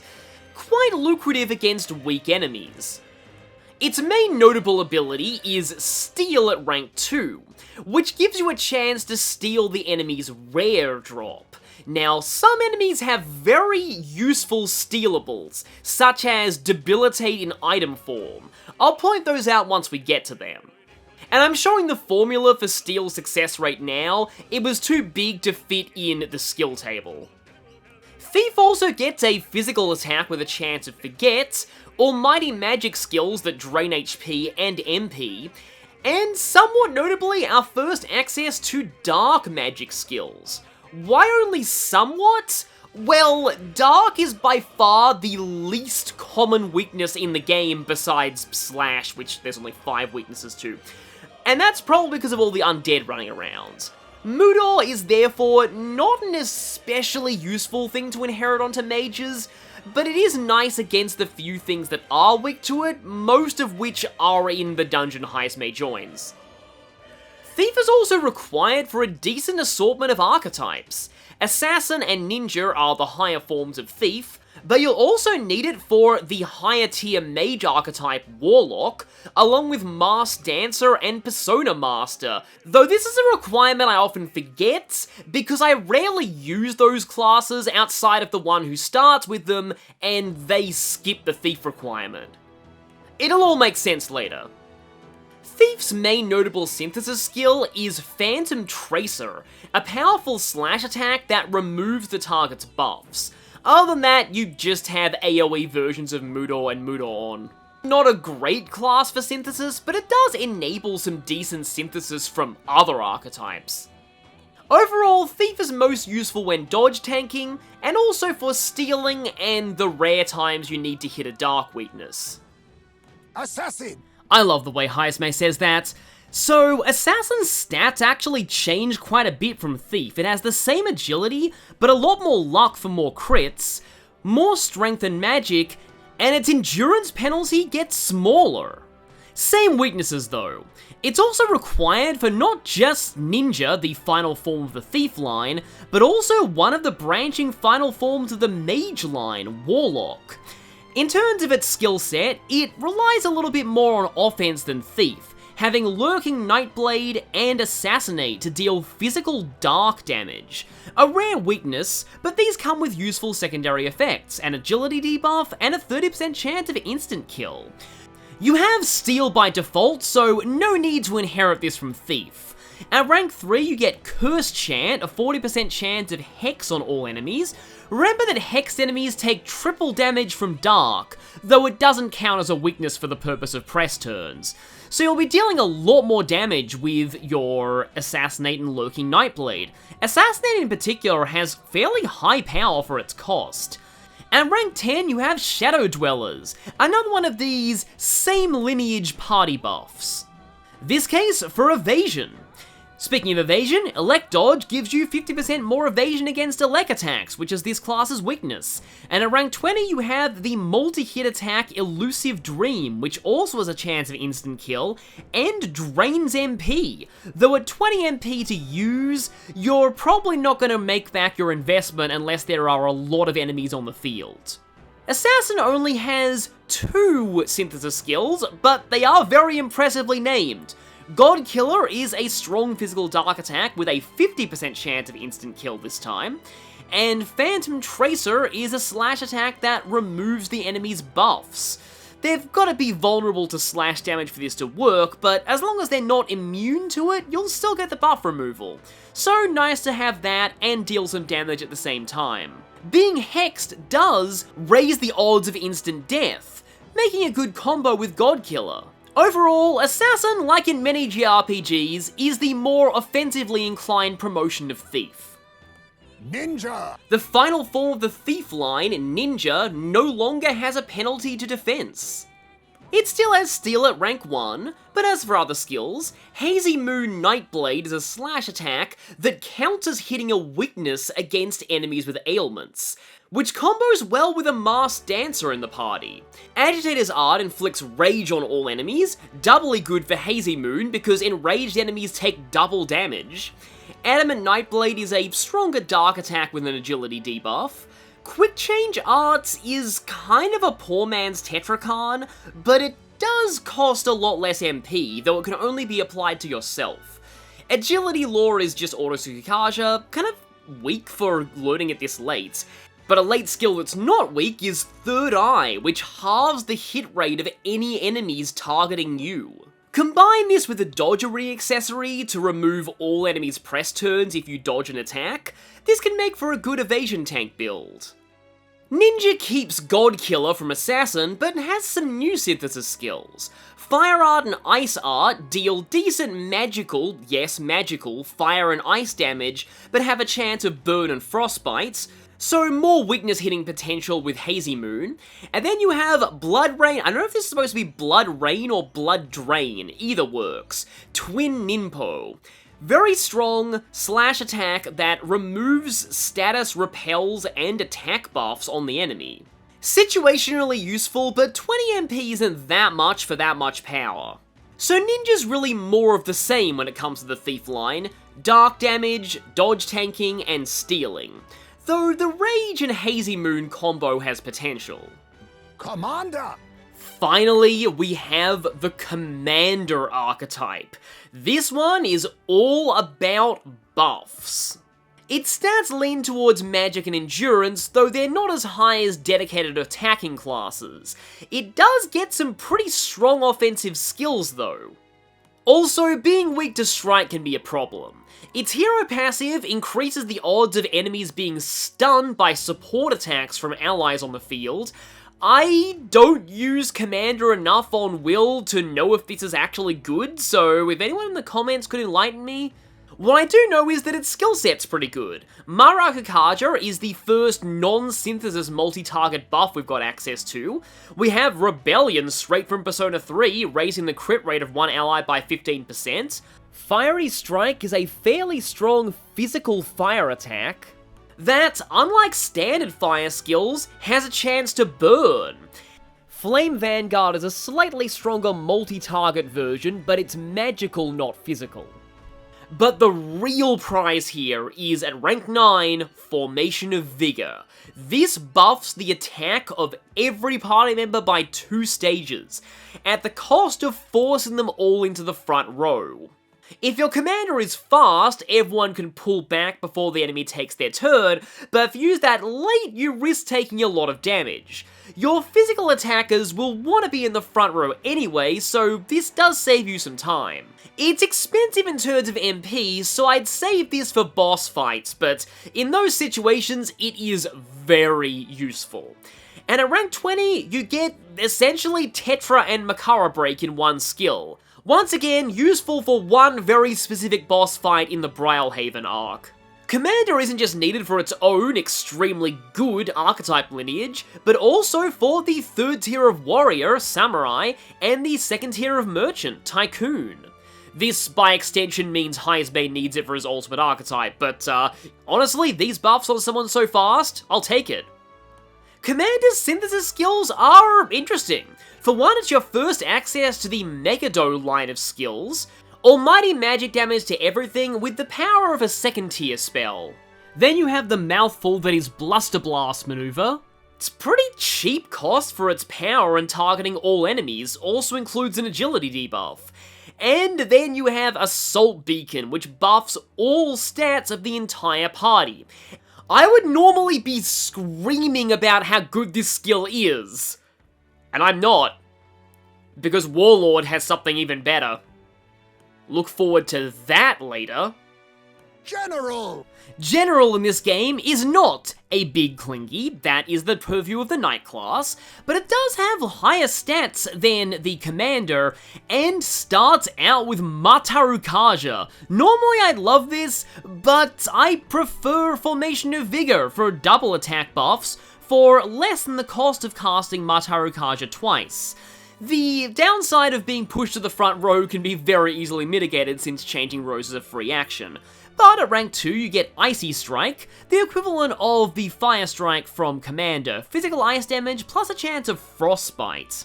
At rank 5 you get increased Ice Evasion, but this class isn't weak to that. And at rank 9, speaking of Formation of Vigor, here is its inverse, Shelter Formation, moving everyone to the back row and buffing their defense by 2 stages. This one's also very useful for getting your party buff quickly. At rank 13 you have access to Megado without synthesis, and at rank 20 you get Frigid Fortress Tactic, a 200 power magical ice attack that inflicts a temporary ice weakness, another rarity for a non-synthesis skill at this point in the game. This is actually quite effective on a magic build will, letting you chain this to repeatedly inflict weakness hits on enemies, though it is fairly expensive. This class is required for both the Warlord and also the highest tier warrior, the Samurai. It has a good deal of synthesis skills. Bluster Blast Formation and Assault Beacon are carryover from Commander, and both of them are just as useful.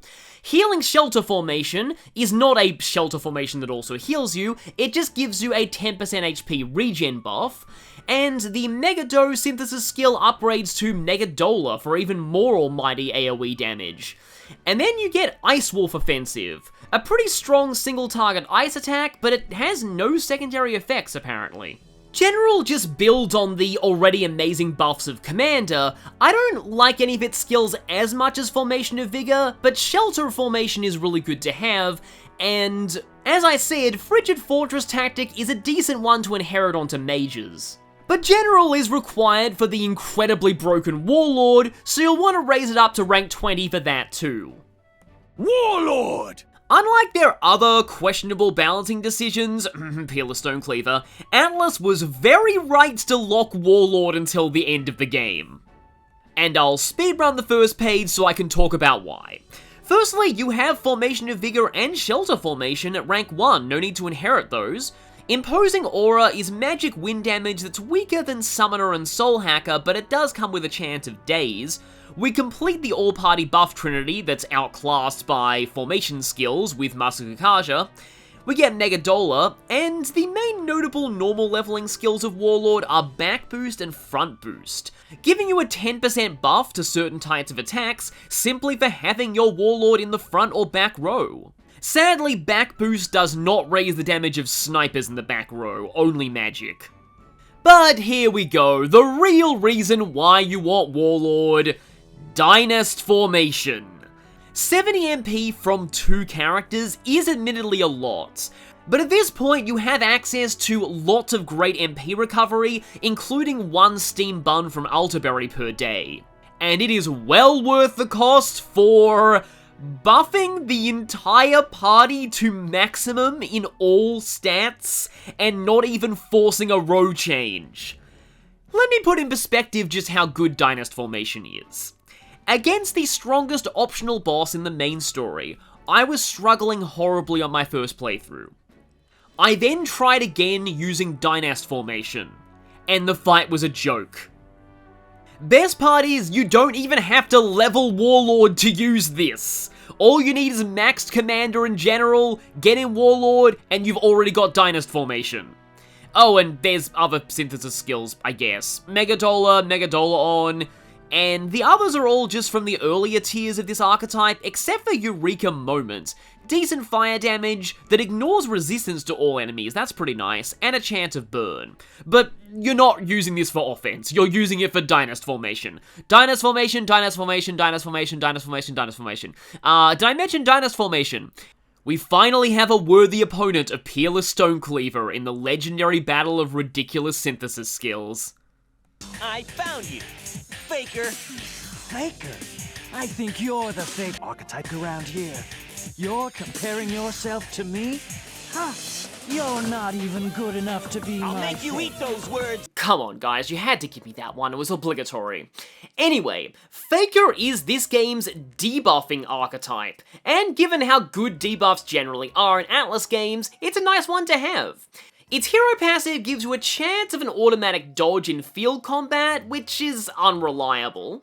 Its stats aren't amazing, and it has 2 weaknesses and no resistances. Or so it seems. In fact, and this is something the game does tell you, but only if you check the archetype description in Academia, Faker has a hidden resistance to all ailments except for Hex, Burn, and Frostbite, reducing their odds by 70%, and this includes anxiety. Before I cover skills, it's important to note that Faker's normal attack is considered ranged despite scaling off of strength, which means it's not weakened by being in the back row. Faker starts with its signature skill that I'll explain later because it's a little complicated, and then at ranks 3, 5, and 8 it gets all the single target debuffs. Of course it gets my favourite one, the defense debuff, last. Then it gets Dekaja, removing buffs from enemies, which is pretty nice, especially if you want to start on debuffing them without having to eat through their buffs first. Though note that later in the game, you'll be able to buy the Dekaja and Dekunda items from the general store at Altaberry. And at max rank, it gets Makarakan. This can be exploited to really cheese certain late game bosses. Trust me, it's hilarious. Faker is required for its higher tier, Trickster, along with the higher tier of Masked Dancer, the Persona Master, and for something else I'll talk about later. It's also needed for Summoner, but just like Masked Dancer, I mostly use that class on the person who starts with it, and they skip the Faker requirement. But before we move on to Synthesis, let's talk about the most infamous Faker ability, Faker's Roguery. This is a rare skill with a percentage MP cost, 20% of your max. And it randomizes turn orders using the following table. There's a chance of losing all turns, a chance of making all your turns blinking half ones, which is a bad thing, but then you've got positive effects, +2 turns, +3 turns, or +4 turns. Now, there is one severe problem with Faker's Roguery. If you're opening a battle with it, you can just reset the fight until you get the +4 turns, and that removes this skill's drawbacks too. At least this isn't usable on Regicide, but it's not something that I like to rely on in battles, even though it is technically something you have no reason not to do. But as you can see on this table, you don't want to use these multiple turns in a row, as the chances of beneficial effects get lower, while the chance of bad effects gets higher, to the point where on the third use or more you have a 95% chance of backfiring. Now there is a weapon called Joker's Knives that modifies the Faker's roguery odds as you see here. It mainly affects the odds of the middle outcomes rather than the best and worst ones. The thing to note though is, Joker's Knives, well, one, they are actually a Persona 5 reference, just check their description, and two, they're the ultimate Faker weapon that you need to master 90% archetypes on Heismay for, so you're not going to have these until very late game or New Game Plus. Still, I've listed the odds here for completeness. Oh right, Faker also has synthesis skills, and they're pretty interesting. Free Juggling is a 100 power physical or mighty attack, meaning it can crits, that costs no MP, just the 2 press turns. During your journey, be on the lookout for Faker Knives with the description increases or significantly increases the strength of synthesis skills that cost 0 MP. These weapons multiply the damage of Free Juggling by 50% and double respectively, making it a very strong random encounter sweeper on a physical build. Requiring a gunner, another faker, or a summoner. I don't like to double up on fakers, but gunner and summoner aren't uncommon to have in your party. Then you have some multi-target debuffs. Commander is also not an uncommon archetype to have in your party. And finally, Debilitate, though it is a 3-person combo for only a single target. If I wanted to use Debilitate without having the skill from Trickster, I'd use items for it, which you can steal from some enemies. So Faker is an unconventional class, as you'd expect, but it can be a helpful one in the right circumstances. So this is the true Trickster. The Trickster archetype isn't too hard to get, only requiring maxed out Faker. Its stats are still mediocre, but it keeps its ailment resistance. And it keeps Faker's roguery at rank 1, which as always is abusable via the retry battle function. At rank 3, it can debuff the attack and defense of one enemy by 2 stages. In some cases, this might be even better than Debilitate. And at rank 5, it gets the actually unique ability in this game to give MP to an ally. Other Shin Megami Tensei games have this as Makatora, and even Final Fantasy has a skill like this. But if you want to do that in Metaphor, this is your only option. At rank 8, you get the interestingly named Pain in the Box for a 40% chance of daze, best combined with Masked Dancer to raise the odds of ailments. And at rank 13, you get the real reason why you wanted to get this archetype, besides Alonto's Bond being goated, Debilitate. In any Shin Megami Tensei game, this is one of the best skills in the game. Maybe not so much here because you can steal Debilitate items off of Cyclopses, but it's always good to have this in skill form. And at rank 20, you get the very interesting Lucky Slash, which randomly hits for either 90, 180, 216 or 360 power. Now, the ultimate Faker weapon has the ability Improve Skills with Random Effects, and what that does is it makes this skill always hit for the max power. The problem is, it is gonna take ages to get that weapon, so it's not practically that useful. Though to be fair, 360 power is the equivalent of most synthesis skills for a non-synthesis and only 18 MP, so in New Game Plus runs, might actually be good. Speaking of synthesis though, Trickster still has Free Juggling. It, for some reason, still has Debilitate as a synthesis skill, but its most interesting is Miracle Cirque, which is a 3-person attack, but it's one of those 0 MP physical or mighty ones, and that means it's also buffed by weapons with the Improve Skills that cost 0 MP ability. In general, Junah wants this, most other people want it for Debilitates. Trickster might have low stats, but it's a very good archetype. Masked Dancer! When I first heard about the Masked Dancer archetype, I was confused. In a game where any character can be any class, and a skill inheritance system exists, what's the point of a class that mimics the abilities of other classes? But as I played, I realized there's a lot more value to this than you might think. So here's the gimmick of Masked Dancer. It does have its own natural set of skills that I'll cover in a moment, but it can equip masks that not only change its resistances to those of other archetypes, but also gives it 3 of that archetype's skills. Now again, why would you want this when you could just give that archetype to the character and learn those skills normally? Well, here's the thing. Not only do you save Mag on not needing to inherit the archetype and skills, but you also get a greatest hits of that archetype's skills from the mask without needing to level up that archetype, and that is the real advantage, especially since some of the skills these masks come with are rank 20. The convenience of immediate access to those skills cannot be underestimated.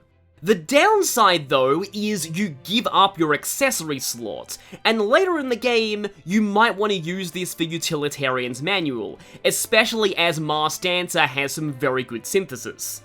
Its hero passive is effectively a better version of the Mage one. Here's the issue though. Junah gets Masked Dancer for free. Everyone else needs to level up Mage and Thief to gain access to it. If you've been going with those specific archetypes on Will, you might be able to get Masked Dancer onto him, but I don't find it happens in most of my playthroughs. It's very likely Junah will be your only Masked Dancer, but sometimes she's the only one you need. For its default skills, regardless of mask, it starts with Infernal Vortex. The main asset to this is its very high chance of burn, which effectively increases damage dealt to the enemy by 30%. And this is increased even more via Art of the Dance, a passive that boosts the odds of inflicting ailments, though it does not apply to instant death and ailments from items. This is relevant when we cover synthesis. Then we get the passive Masked Revelry that gives MP recovery every turn, and even more if you have more archetypes of the Masked Dancer lineage, which, like I said, is unlikely.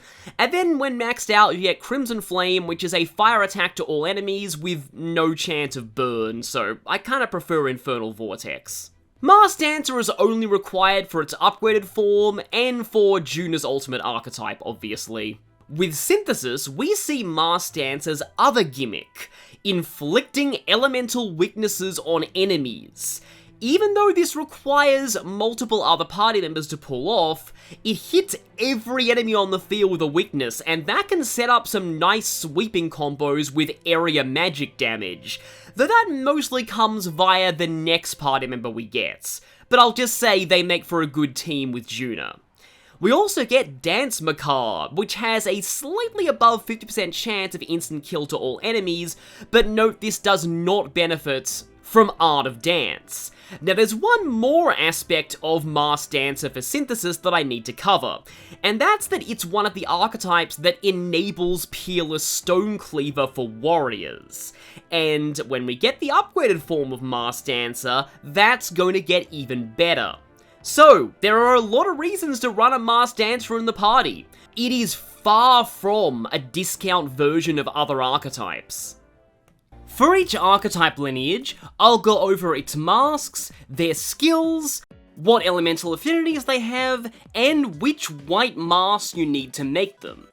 The Seeker line is fairly basic. All 3 of them have 1 wind skill, and Magic Seeker and Soul Hacker both have a single target heal, whereas Seeker has Tarukaja. Then in terms of other skills, Seeker gets Tetra Break.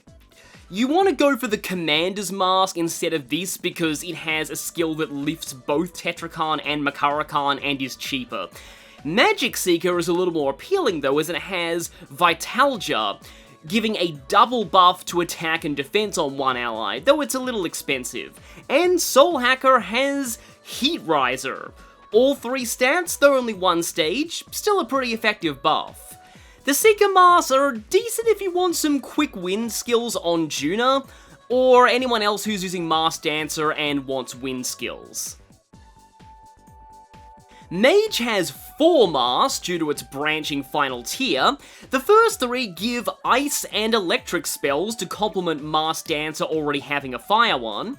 Mage's Mask gives you more MP with Magic Font, Wizard gives you the amazing Shield Blessing, and Elementalist gives the potentially even more amazing Magic Boost. This is very nice to buff the, as I said, already existing fire magic spells that Masked Dancer gets, and it's very good for Junah in general, though you're likely to train her in the Mage line anyway. These also provide some pretty good resistances, especially the Elementalist Mask. Now, Warlock is a very useful mask to talk about specifically because it has the Hyper skill, another very useful one for Junah. The reason why is that even though she's likely to train in the Mage line, you need to get Assassin to get Warlock, and it's harder to justify taking Junah into the Thief line. As such, this mask is likely the easiest access she gets to Hyper, and that's her best possible magic damage output. Just like with Seeker though, don't bother using this for Makara Break, just go for Commander's Mask for Heartbreak stratagem. Now, the warrior lineage is of questionable use to Junah because her strength is non-existent, so you'll need to inherit Masked Dancer on somebody like Strohl or even Heismay to make more use of these. The warrior mask itself having slash boost is pretty cool, though you'll need to inherit stronger slash skills to make better use of that, and if you have access to stronger slash skills to inherit, you're probably trained in physical classes enough that you don't need the warrior mask for Masked Dancer. Swordmaster has some nice passives, but again, martial law is not great on a Masked Dancer because its strength bonus is not very high. 15% slash evasion is kinda alright though. And then Samurai, you get AoE electric damage, but you can just do better electric damage with the Wizard's Mask. Concentrate is probably the main useful thing here though. Having access to a 3x attack buff skill is not bad.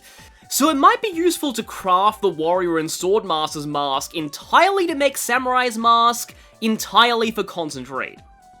Now, the main 3 classes of the Knight line all come with Knight's Proclamation or better, letting your Masked Dancer draw enemy attacks. Usually not the best idea. Knight's Mask has its agility debuff right off the bat, and Noble Resolve can be good if you think you're about to be ambushed. Magic Knight's Mask is my favourite one here, because Tetrakan is a very nice skill to get for free. Remember that a repelled attack immediately ends the enemy's turn, as this is a press turn game. Paladin's Mask gives access to a decent heal and a triple defense buff, though this only affects the caster. Dark Knight's Mask is interesting for getting instant recovery, making it a nice tech card, so to speak, against very specific bosses that rely on ailments. And there are a few tough late game fights that do.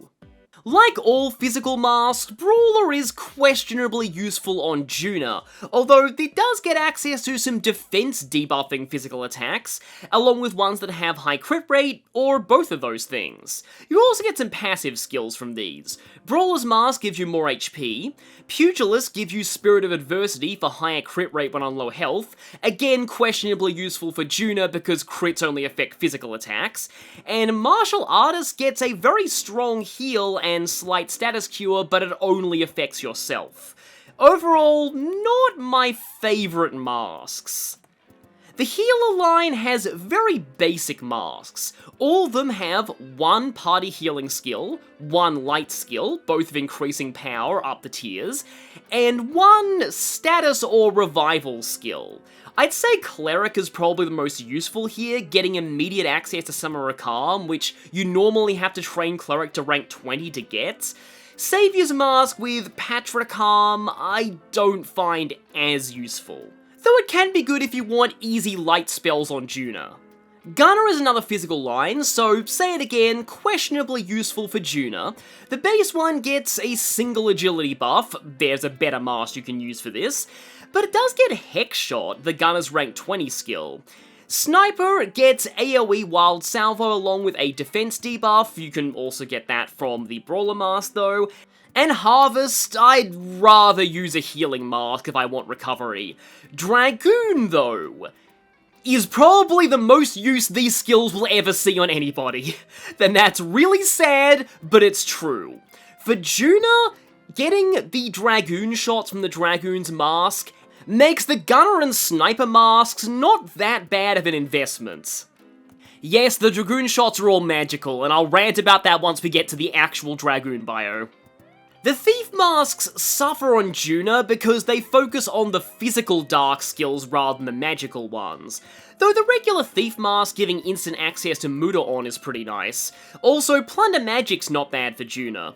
As for the others, again, mostly physical based, however, Agitator's Art and Curse Chant do get the benefit of Art of Dance from Masked Dancer, and these masks might be worth it for that alone. You might want to look up which enemies are actually susceptible to Rage and Hex though. You also have Quick Change arts. I do feel like Tetrakarn does the same thing as this but better, and it can be used on people other than yourself, though it's more expensive. Here's another one that is, say it again, questionably useful to Junah, because she already needs to train in the Faker line to get her ultimate archetype. But say you ignore that, Trickster's mask giving immediate access to Debilitate is very nice, along with a double attack and defense debuff skill if you don't care about the agility. Faker also has instant Dekaja, not bad against enemies or bosses that rely on buffs, and especially instant Makarakan. Again, Junah will naturally learn this on her way to her ultimate archetype, but for anybody else who's a Masked Dancer, an extra Makarakan user is very good in many situations, especially in a few late game boss fights. Faker's roguery can be reset abused as usual, and Lucky Slash is not great when used from its mask, because there's a Faker weapon that guarantees max power from this skill. There's no Masked Dancer weapon that does that. Remember that Masked Dancer only uses its own weapon type, regardless of what mask it has equipped. But still, the Faker masks are actually pretty solid, just maybe not for Junah. Now, the sad thing about the Commander masks is that none of them have the formation skills. Each one has a multi-target single-stage buff, and 2 of them have Megadose spells. The most notable things here are Heartbreak Stratagem, which makes Commander's mask much more worth using than Tetra Break or Makara Break masks, because this does both and it's also cheaper, and especially Frigid Fortress Tactic. This is really nice to have on Junah. It's a strong mid-game ice attack that combos into itself for weakness. Imposing Aura's odds of daze are improved by Art of Dance, so that can be nice too. The Merchant masks are a bit of a trade-off, pun kind of intended. They only have weaknesses, no resistances, but the Merchant mask gives you all of that archetype's best skills. Gold attack is not great unless you're a physical attacker, but Lucky Find is something you always want in your party once you have access to it. Remember though that it doesn't stack. Only one person in the party needs to have this. And another free Dead Collector user is always good for mag grinding, especially against Elementers. And this is also good because it's another one of those skills that otherwise requires rank 20 on its respective archetype. Tycoon gets Luckier Find, again this doesn't stack, only use 1 in the party, and the rest is like, eh. Gold Rush is better than Gold Attack, but again you want to be a physical attacker for it, and speaking of that, Critical Trade. This is normally a fantastic skill, but it's much better in a physical archetype's inheritance slots than taking up one of the mask skill slots on a non-physical archetype. Practically the only thing getting a benefit from this on Masked Dancer is Gold Rush, and that does bump up its crit rate to almost guaranteed, but it's still not the best use of the skill. The Summoner mask gives you a physical attack, a magical attack that also debuffs the attack of all enemies, and a support skill, making for a balanced build, though the physical attack is questionably useful on not just Junah but anyone. I don't like those 50% hit always crit skills. Its upgraded form Strongest Summon is physical, though it does debuff defense. Summon Fairy is pretty weak for the point in the game you're likely to access this, and Summon Fallen is essentially a cheaper but slightly watered down Tetrakarn, which is still quite good. But it says something that it's probably the best skill here. I'd rather have an actual summoner than use summons via a mask. You get far more and far better options that way. Finally, the Berserker line's masks. Now, these ones might be questionably useful in general, because the only people who want to use these are Strohl and the final party member. Final party member already has Berserker, and Strohl is almost certainly going to get Berserker by the end of the game. So maybe Heismay if you want to use some physical on him, and you make him a masked dancer. At the very least, the Berserker mask does have Charge and Warcry, while the Destroyer gets access to elemental physical attacks along with a big boost to max HP. Maybe the main asset of these is the resistance to Slash, Strike, and Pierce. Persona Master! We're just collecting all the Atlas references, aren't we? So first thing to note about the Persona Master is that it has the exact same mask system as Masked Dancer. None of the mask's skills or affinities change, and it still has the weakness of taking up an accessory slot. But its base skills focus on inflicting weaknesses on enemies without needing to use synthesis, of the elements electric, wind, and light. And then at max rank, you get Ruin's Flamethrower, a strong fire attack to all enemies that removes buffs. Think of this like a lesser dragon god. In addition to mastering Masked Dancer, Persona Master also requires 10 ranks in Faker, which isn't hard to get with Archetype experience items alone. But as is the case with a lot of late game archetypes, it's the synthesis skills where this really shines. And it's only learned one new one, but it is a big one. Masquerade Charge gives the charge buff to the entire party at once. You'll probably want a Utilitarian's Manual, so this only costs 1 press turn, leaving you with 3 press turns for the rest of the party to go to town with physical attacks. This skill does charge up the user as well, but Junah's not likely to be doing any good physical damage even with charge. If you somehow put Masked Dancer on, like, Basilio, that could be okay, but, the only reason you want to do that is to hear the funny dialogue everybody besides Junah has when switching to the Masked Dancer line. In fact, I'll save you the trouble and play all those lines now. With dance and mask, I sway the heart! Any good noble knows how to dance. Do not underestimate the power of dance. Attend me, for I dance with death. I shall demonstrate to you my finest dance. I've got some nice steps too, you know. I'm well acquainted with the dance of the battlefield. Summoner. The Summoner archetype is one of the most unique in the game, arguably more so than Masked Dancer. Its actual stats aren't that great, and it raises strength almost as much as it does magic. It's weak to ice and resistant to dark, and if you somehow manage to get it on the Protagonist, its hero passive prevents preemptive strikes from enemies entirely. But getting it onto him or anyone besides Eupha requires 10 ranks in Faker and 20 in Seeker.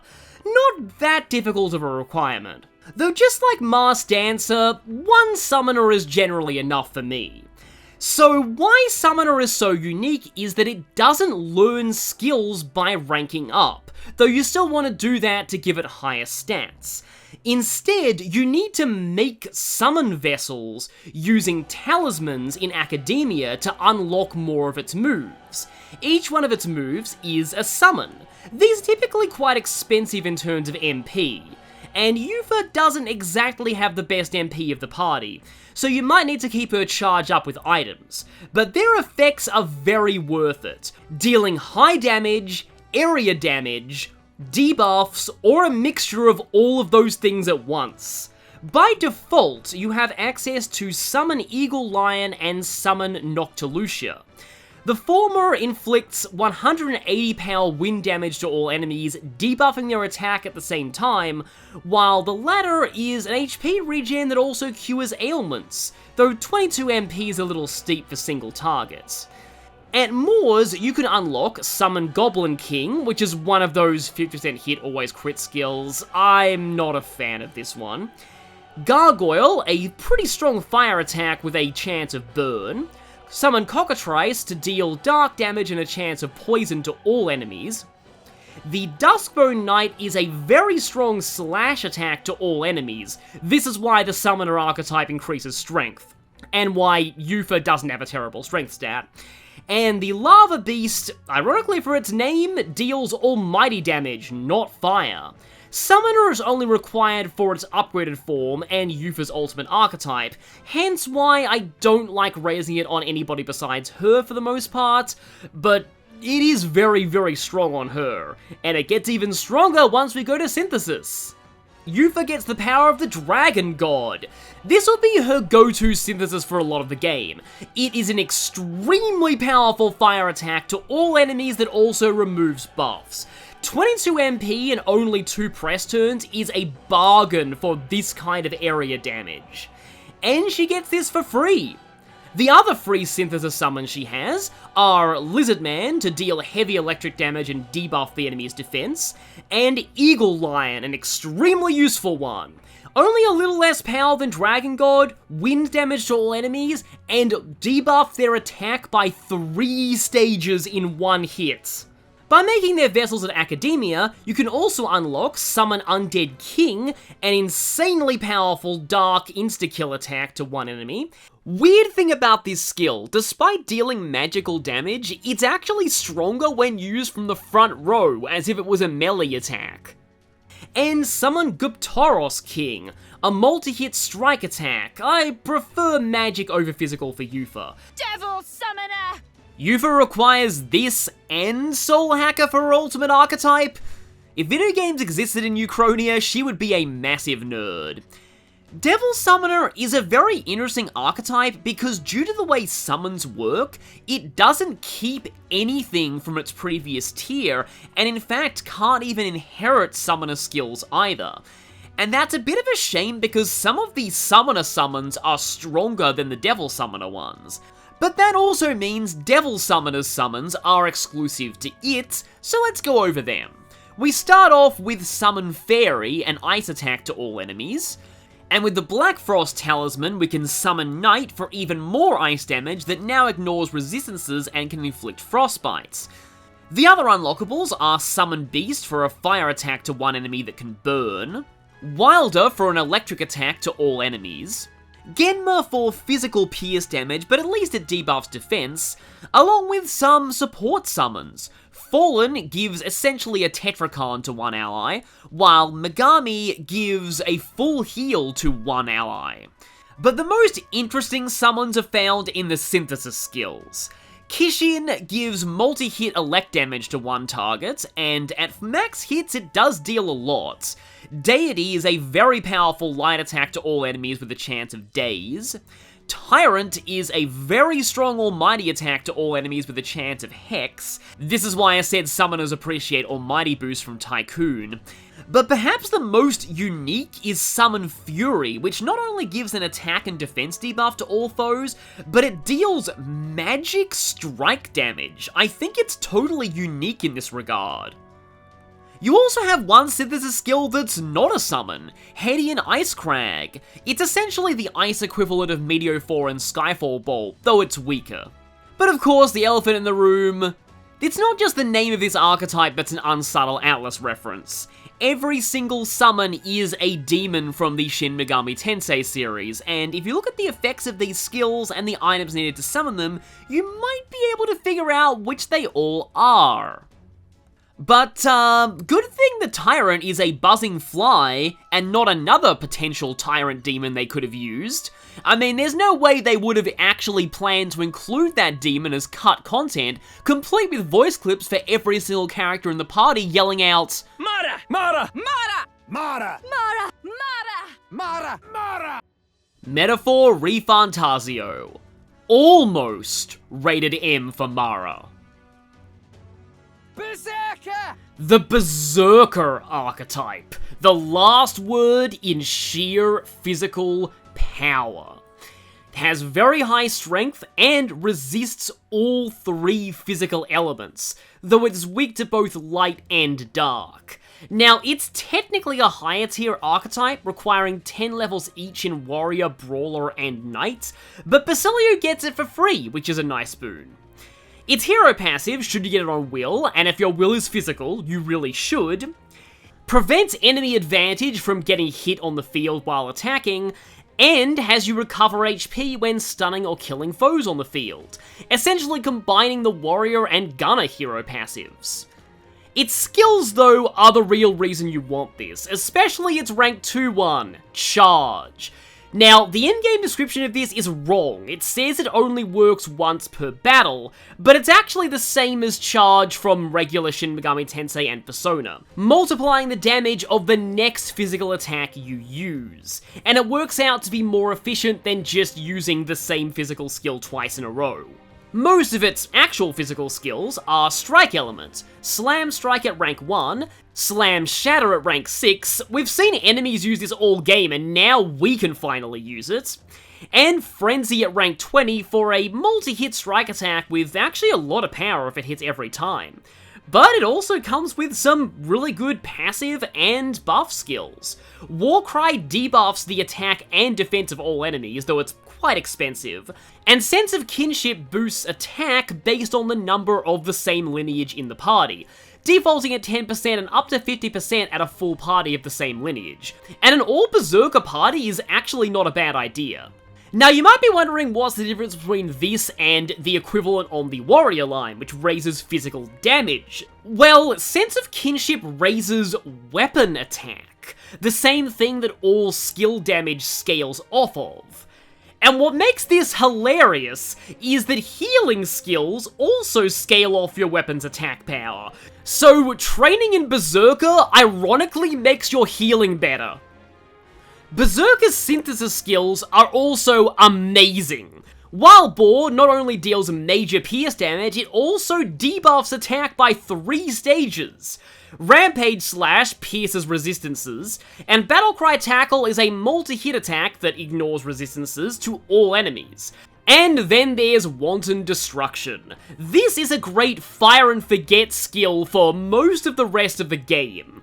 As long as the enemy is not initially immune to strike, this deals heavy strike damage and inflicts a temporary strike weakness, letting you combo it into itself over and over again. So while Berserker seems like a blunt instrument, it actually has a lot of depth to it. The perfect archetype for Basilio, I'd say. Destroyer! I love the way Basilio says that. I love the way Basilio says everything. But anyway, Destroyer has the highest strength of any archetype, and retains its resistance to all standard physical. Mastering it will also give you even more strength. But its skills are quite interesting. We get Powerful Pulverizer at the start for just a regular strike attack, but then we get some elemental physical attacks, Stormbreaker Axe and Windbreaker. They also have their own effects, the former removing buffs and the latter debuffing the enemy's defense. At rank 6 you get Revenge Seeker. Now this can get very fun and very, very broken. Essentially, it boosts your damage by the percentage of HP you have lost. This means if you're on 1 HP, you're doing 99% more damage, in other words, basically double. And you can inherit this on an archetype that gets Peerless Stonecleaver. Do you see where this is going? At rank 11, you get Health Vessel for even more max HP. This won't affect Revenge Seeker, it's entirely percentage based. Rank 16, you get a Physical Light Attack that ignores enemy resistances, and at rank 20, you get the Short Range Boost skill, boosting the damage of skills by 10% while you're in the front row. Combine that with a Warlord with front boost and some other damage boosts, and yeah, this archetype is all about massive damage numbers. Its synthesis skills are all the same as Berserker's, except for the new one, Deadly Eraser, a very powerful physical almighty attack that removes status, repels, and attack buffs on the enemy. Useful for dealing with the bane of all physical attackers, the Tetrakarn spammer. But other than that, Wild Boar and Wanton Destruction are still just as useful as they always are. Really, Destroyer is just more of Berserker, only with even better damage passives, and some elemental damaging attacks. Prince! At last, Will has awakened to his ultimate archetype, or should I say, the one he should have had all along. The Prince. It has balanced stats in all respects, but is unique in a few ways. It starts out resisting light and dark, and eventually learns a skill that has it resist everything else except Almighty. But what the game doesn't say is, it also has a resistance to all ailments. Except for Burn and Frostbite. It's a lesser resistance than the Faker and Trickster archetypes, but it still cuts the odds of those ailments by half. Prince also has 2 hero passives. It learns its second one at rank 9. It essentially combines the boosted odds of support attacks from Seeker with the HP and MP management of some other archetypes. The Prince uses the same weapons as Seeker, but can equip any armor, and after achieving 80% archetype mastery on Will, you get a helmet that only the Prince can use that grants 1 extra half press turn. Just thought I'd mention it here as it is technically a unique ability of this class. But in general, once you have this, you're likely to be using it on the field for the rest of the game, because the Prince is straight up the best possible archetype for Will, no matter what your build, because its main attacking moves, Heroic Slash, Royal Slash, and one of its synthesis skills, scale off of whichever of strength or magic is higher. Note that they are considered melee attacks, so they do more damage if you're in the front row. They're also only affected by charge, not hyper, even if your magic stat is higher. Both of these also deal 1.5 times damage to humans, including boss humans. And that's going to be important going forward. But the rest of its skills are also incredible. Heroes Proving is expensive, but instantly gives Will max stacks of all 3 buffs. Radiance is locked to being magical, but it's a fairly strong all-targeting light attack. And Heroes Cry gives you 4 additional turn icons. Think of this like being able to use Dragon Eye from Nocturne whenever you want.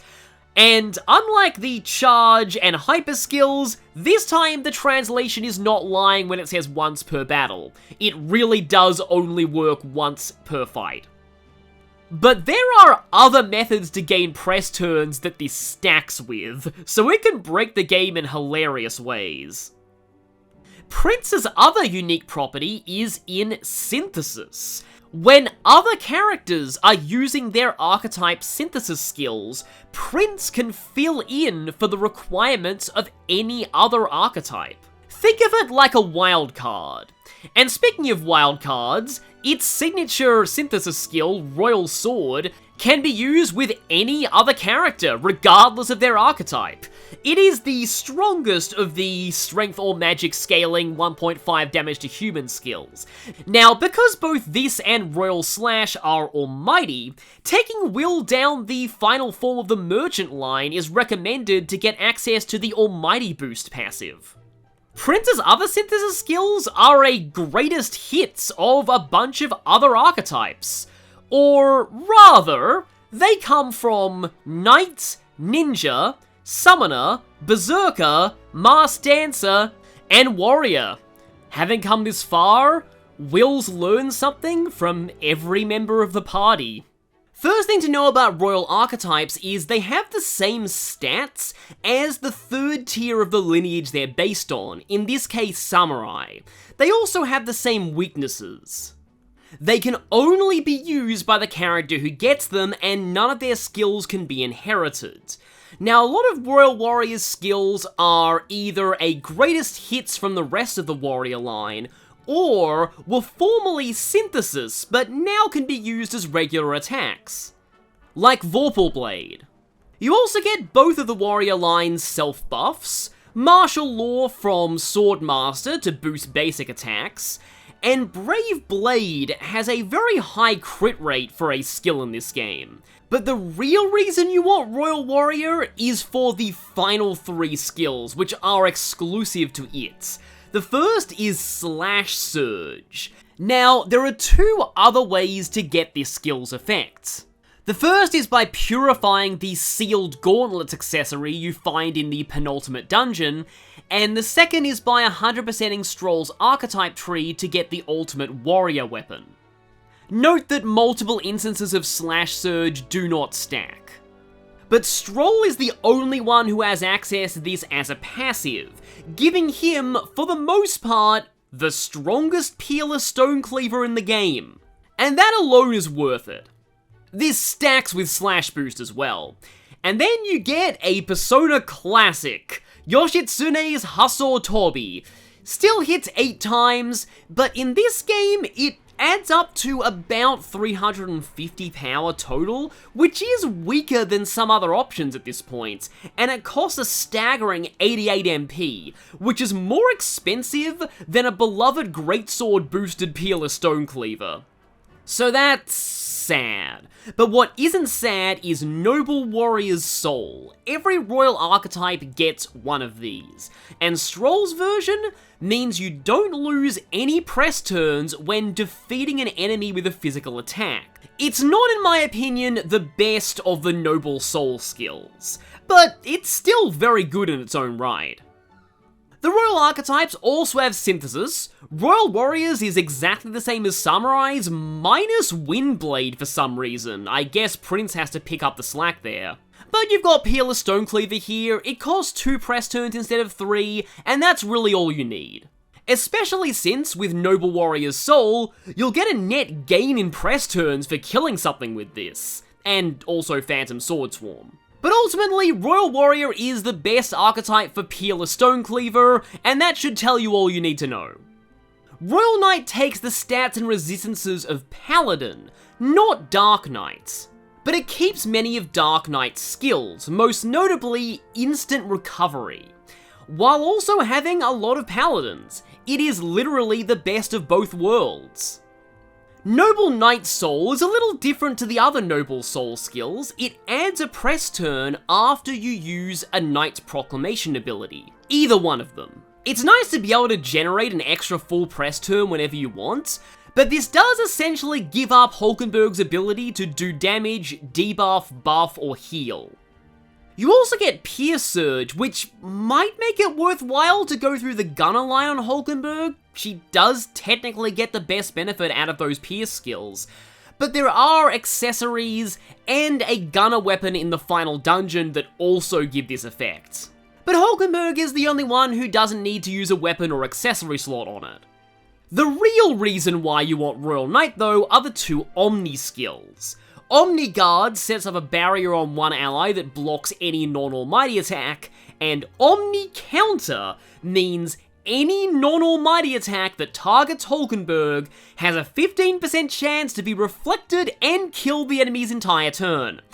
Not super reliable, but by purifying the Lance of the Old God we found in the Skybound avatar, we get a weapon that boosts the chance of counters triggering. And this alone might make Royal Knight worth going for. For synthesis, Royal Knight has the ultimate skills of both Paladin and Dark Knight on its side. Fitting, it also has Ultimate Guard, essentially an AoE version of Omni Guard. It's a steep MP cost, but it might be worth it sometimes. Heismay's Royal Thief is the most convoluted royal archetype to get by far, so is it worth it? Well, it depends on how much you want to save an accessory slot. Firstly, it retains several skills from Ninja, most notably Third Eye, as this really helps with another passive it gets later. But at rank 2, you gain the Plunder skill, which is a unique, higher odds variant of Steel. Plasma Nightblade, despite its name, is a slash attack, not electric, but it's completely unique to Royal Thief and has a nice chance of instant kill. Speaking of unique, this is the only all-targeting skill to have a base accuracy of 97 instead of 95. Why? I have no idea, but there's your nearly useless obscure metaphor fact of the day. The real thing you're after though is Noble Thief's Soul. Unlike the others, this isn't focused on giving you turns, but taking away the enemies. So I guess you could say it gives you all the turns. Which is even better combined with Third Eye and Haste Lore. This is how many players like to handle the hardest fights in this game. Though remember that you can equip the Dodger Ring for the exact same effect, so like I said, all this essentially does is save Heismay's accessory slot for something else. But that something else could be Utilitarian's Manual, a major stat booster, ailment immunity. The possibilities are staggering. For synthesis skills, you get God Killer and Twin Ninpo from Ninja, along with Phantom Tracer from Assassin. Having a remove buff effect is particularly nice. Overall, your reward for raising Heismay in a bajillion convoluted archetypes is the ultimate dodge tank. Which, granted, is a role he was always meant to play. The Royal Masked Dancer keeps Ruin's Flamethrower from its second tier, but more notable among its starting skills are having Hellfire Dance and Ice Blue Dance without needing to use Synthesis. This means they cost one press turn all the time, and they make for excellent combos with Eupha, though this does play into the problem that I talked about regarding Junah. Despite her having a higher magic stat than her fellow magical party member Eupha, Eupha is the one who ends up doing all the damage, as Junah's support skills are far more valuable. But the few times that Junah does get a chance to do damage, they're aided by her rank 10 skill, Magic Surge, boosting magic damage by 25%, and at rank 20, Noble Dancer's Soul. After you get this, you do not lose a turn icon when defeating an enemy with Fire, Ice, Elect, Wind, Light, Dark, or Almighty damage. Because you don't need any of those other synthesis dance skills, Royal Masked Dancer only has 2 left. Dance Macabre for the high instant kill odds, good for sweeping random encounters, and more importantly, Masquerade Charge. Once again, this means that to get the most use out of Junah, you'll have to not have her attack, but it's worth it for multiplied physical damage on the rest of your party in a game where physical is so good. So yeah, Royal Masked Dancer, excellent support, and good magic damage the few times that you do get to do that. It's resistant to ice and weak to electricity by default, but those resistances will change when equipping masks. Royal Masked Dancer can use all the same masks its regular form can, and it gets 5 totally new masks exclusive to it. Let's go over them. The Dancer mask essentially gives it back some elemental weakness granting skills that it lost from the transition from Persona Master, Thunderhead, Verdure, and Purge Light. The Men mask is a bit of a misnomer. It gives you passive skills to boost your HP and MP, and survive a fatal hit and fully revive once per battle. Equip this if you just want Junah to be an extremely bulky supporter. She can easily get by on just the skills from Royal Masked Dancer. Remember that it has 4 inheritance slots to spare too. The Mind Mask, meanwhile, is if you want her to be doing some more magical damage, getting Megadola, Hummerdine, and Mudordine. You might want to inherit Hyper for this, and you can't use the Igniter for it because that also takes up your accessory slot. You'd need to train Junah in Warlock for that, and yeah. But speaking of air, the most air of all of these is the Muscle Mask. On the plus side, you get access to Slash, Strike, and Pierce damage. On the minus side, this mask can only be used by Junah. You know, the one whose strength stat barely encroaches into the double digits. Well, at least the Mercy Mask is better. This one essentially gives you an all-in-one healing kit. The best full party heal skill, the best ailment curing skill, and the best revive skill. It'll give you a weakness to dark, but that's a small price to pay. These are a pretty good assortment of skills. Besides the Muscle Mask, I have no idea why that exists. Remember how Summoner and Devil Summoner had the problem of not being able to inherit each other's skills? Well, Royal Summoner solves that problem by combining the best summons from both. Welcome back Dragon God, alongside Undead King, Kishin, Deity, and at higher ranks, a stronger version of Jack Frost, a version of the Dragon God that now debuffs attack and defense instead of removing the enemy's buffs, and a totally new summon in Harvest God. This is Ishtar. For a steep cost, you can fully heal and revive the whole party. Noble Summoner's Soul causes no press turns to be lost when Eupha defeats an enemy with summon magic, which, let's be honest, is how she will be dealing with most enemies, and consequently I find this one of the best of these effects. We only have 2 synthesis skills, but they are the best from Devil Summoner, Fury and Tyrant, though Deity is usable without synthesis now. And so is the Dragon God, that's really nice.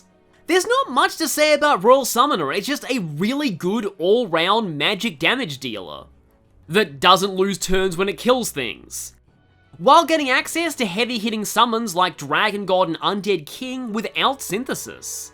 Royal Berserker. Oh boy, the last party member to join gets potentially the best ultimate archetype. Firstly, you get Wanton Destruction without needing to use synthesis. Also, free charge, so you don't need to waste an inheritance slot on that. Stormbreaker Axe for elemental damage, Health Vessel for more HP, Peerless Warcry, an even better version of Warcry, debuffs attack and defense twice instead of once. Systematic Destruction is a new skill that ignores the enemy's resistance. Strike Surge makes your strike attacks even more powerful, leading into even more Wanton Destruction spam loops. Once again though, there is an accessory, and also the ultimate Brawler and Berserker weapons that give this same effect. So like always, this mostly saves Basilio a weapon or accessory slot. But here is the real prize, Noble Berserker's Soul. With this, Basilio will not consume a turn icon when landing a critical hit with a physical attack. Give Basilio a lot of luck and critical trade from Tycoon, and you'll be getting a lot of attacks in per turn, but it gets even better. With critical trade, a high enough luck stats, and Tycoon's Gold Rush, Basilio can crit over and over and essentially get infinite turns. You can cheese super bosses like this by letting everyone except Basilio get knocked out, and then having him spam Gold Rush. As long as you have money to spare, and on New Game Plus, when you can fight the super boss, you will, Basilio gets unlimited turns while the boss sits there and dies a slow, inevitable death. This is legitimately something only Basilio can do, so I had to bring it up. Oh right, this archetype has synthesis. All of these either ignore resistances or are almighty. But I still think the real benefit isn't what's here, but what's not here. Having Wanton Destruction without synthesis is incredible. It's not even that hard to get Royal Berserker either. All you need to do is master the Berserker line, which Basilio was going to do anyway, and the Brawler line. The universal constants are death, taxes, and Basilio finding more reasons to be the best character ever.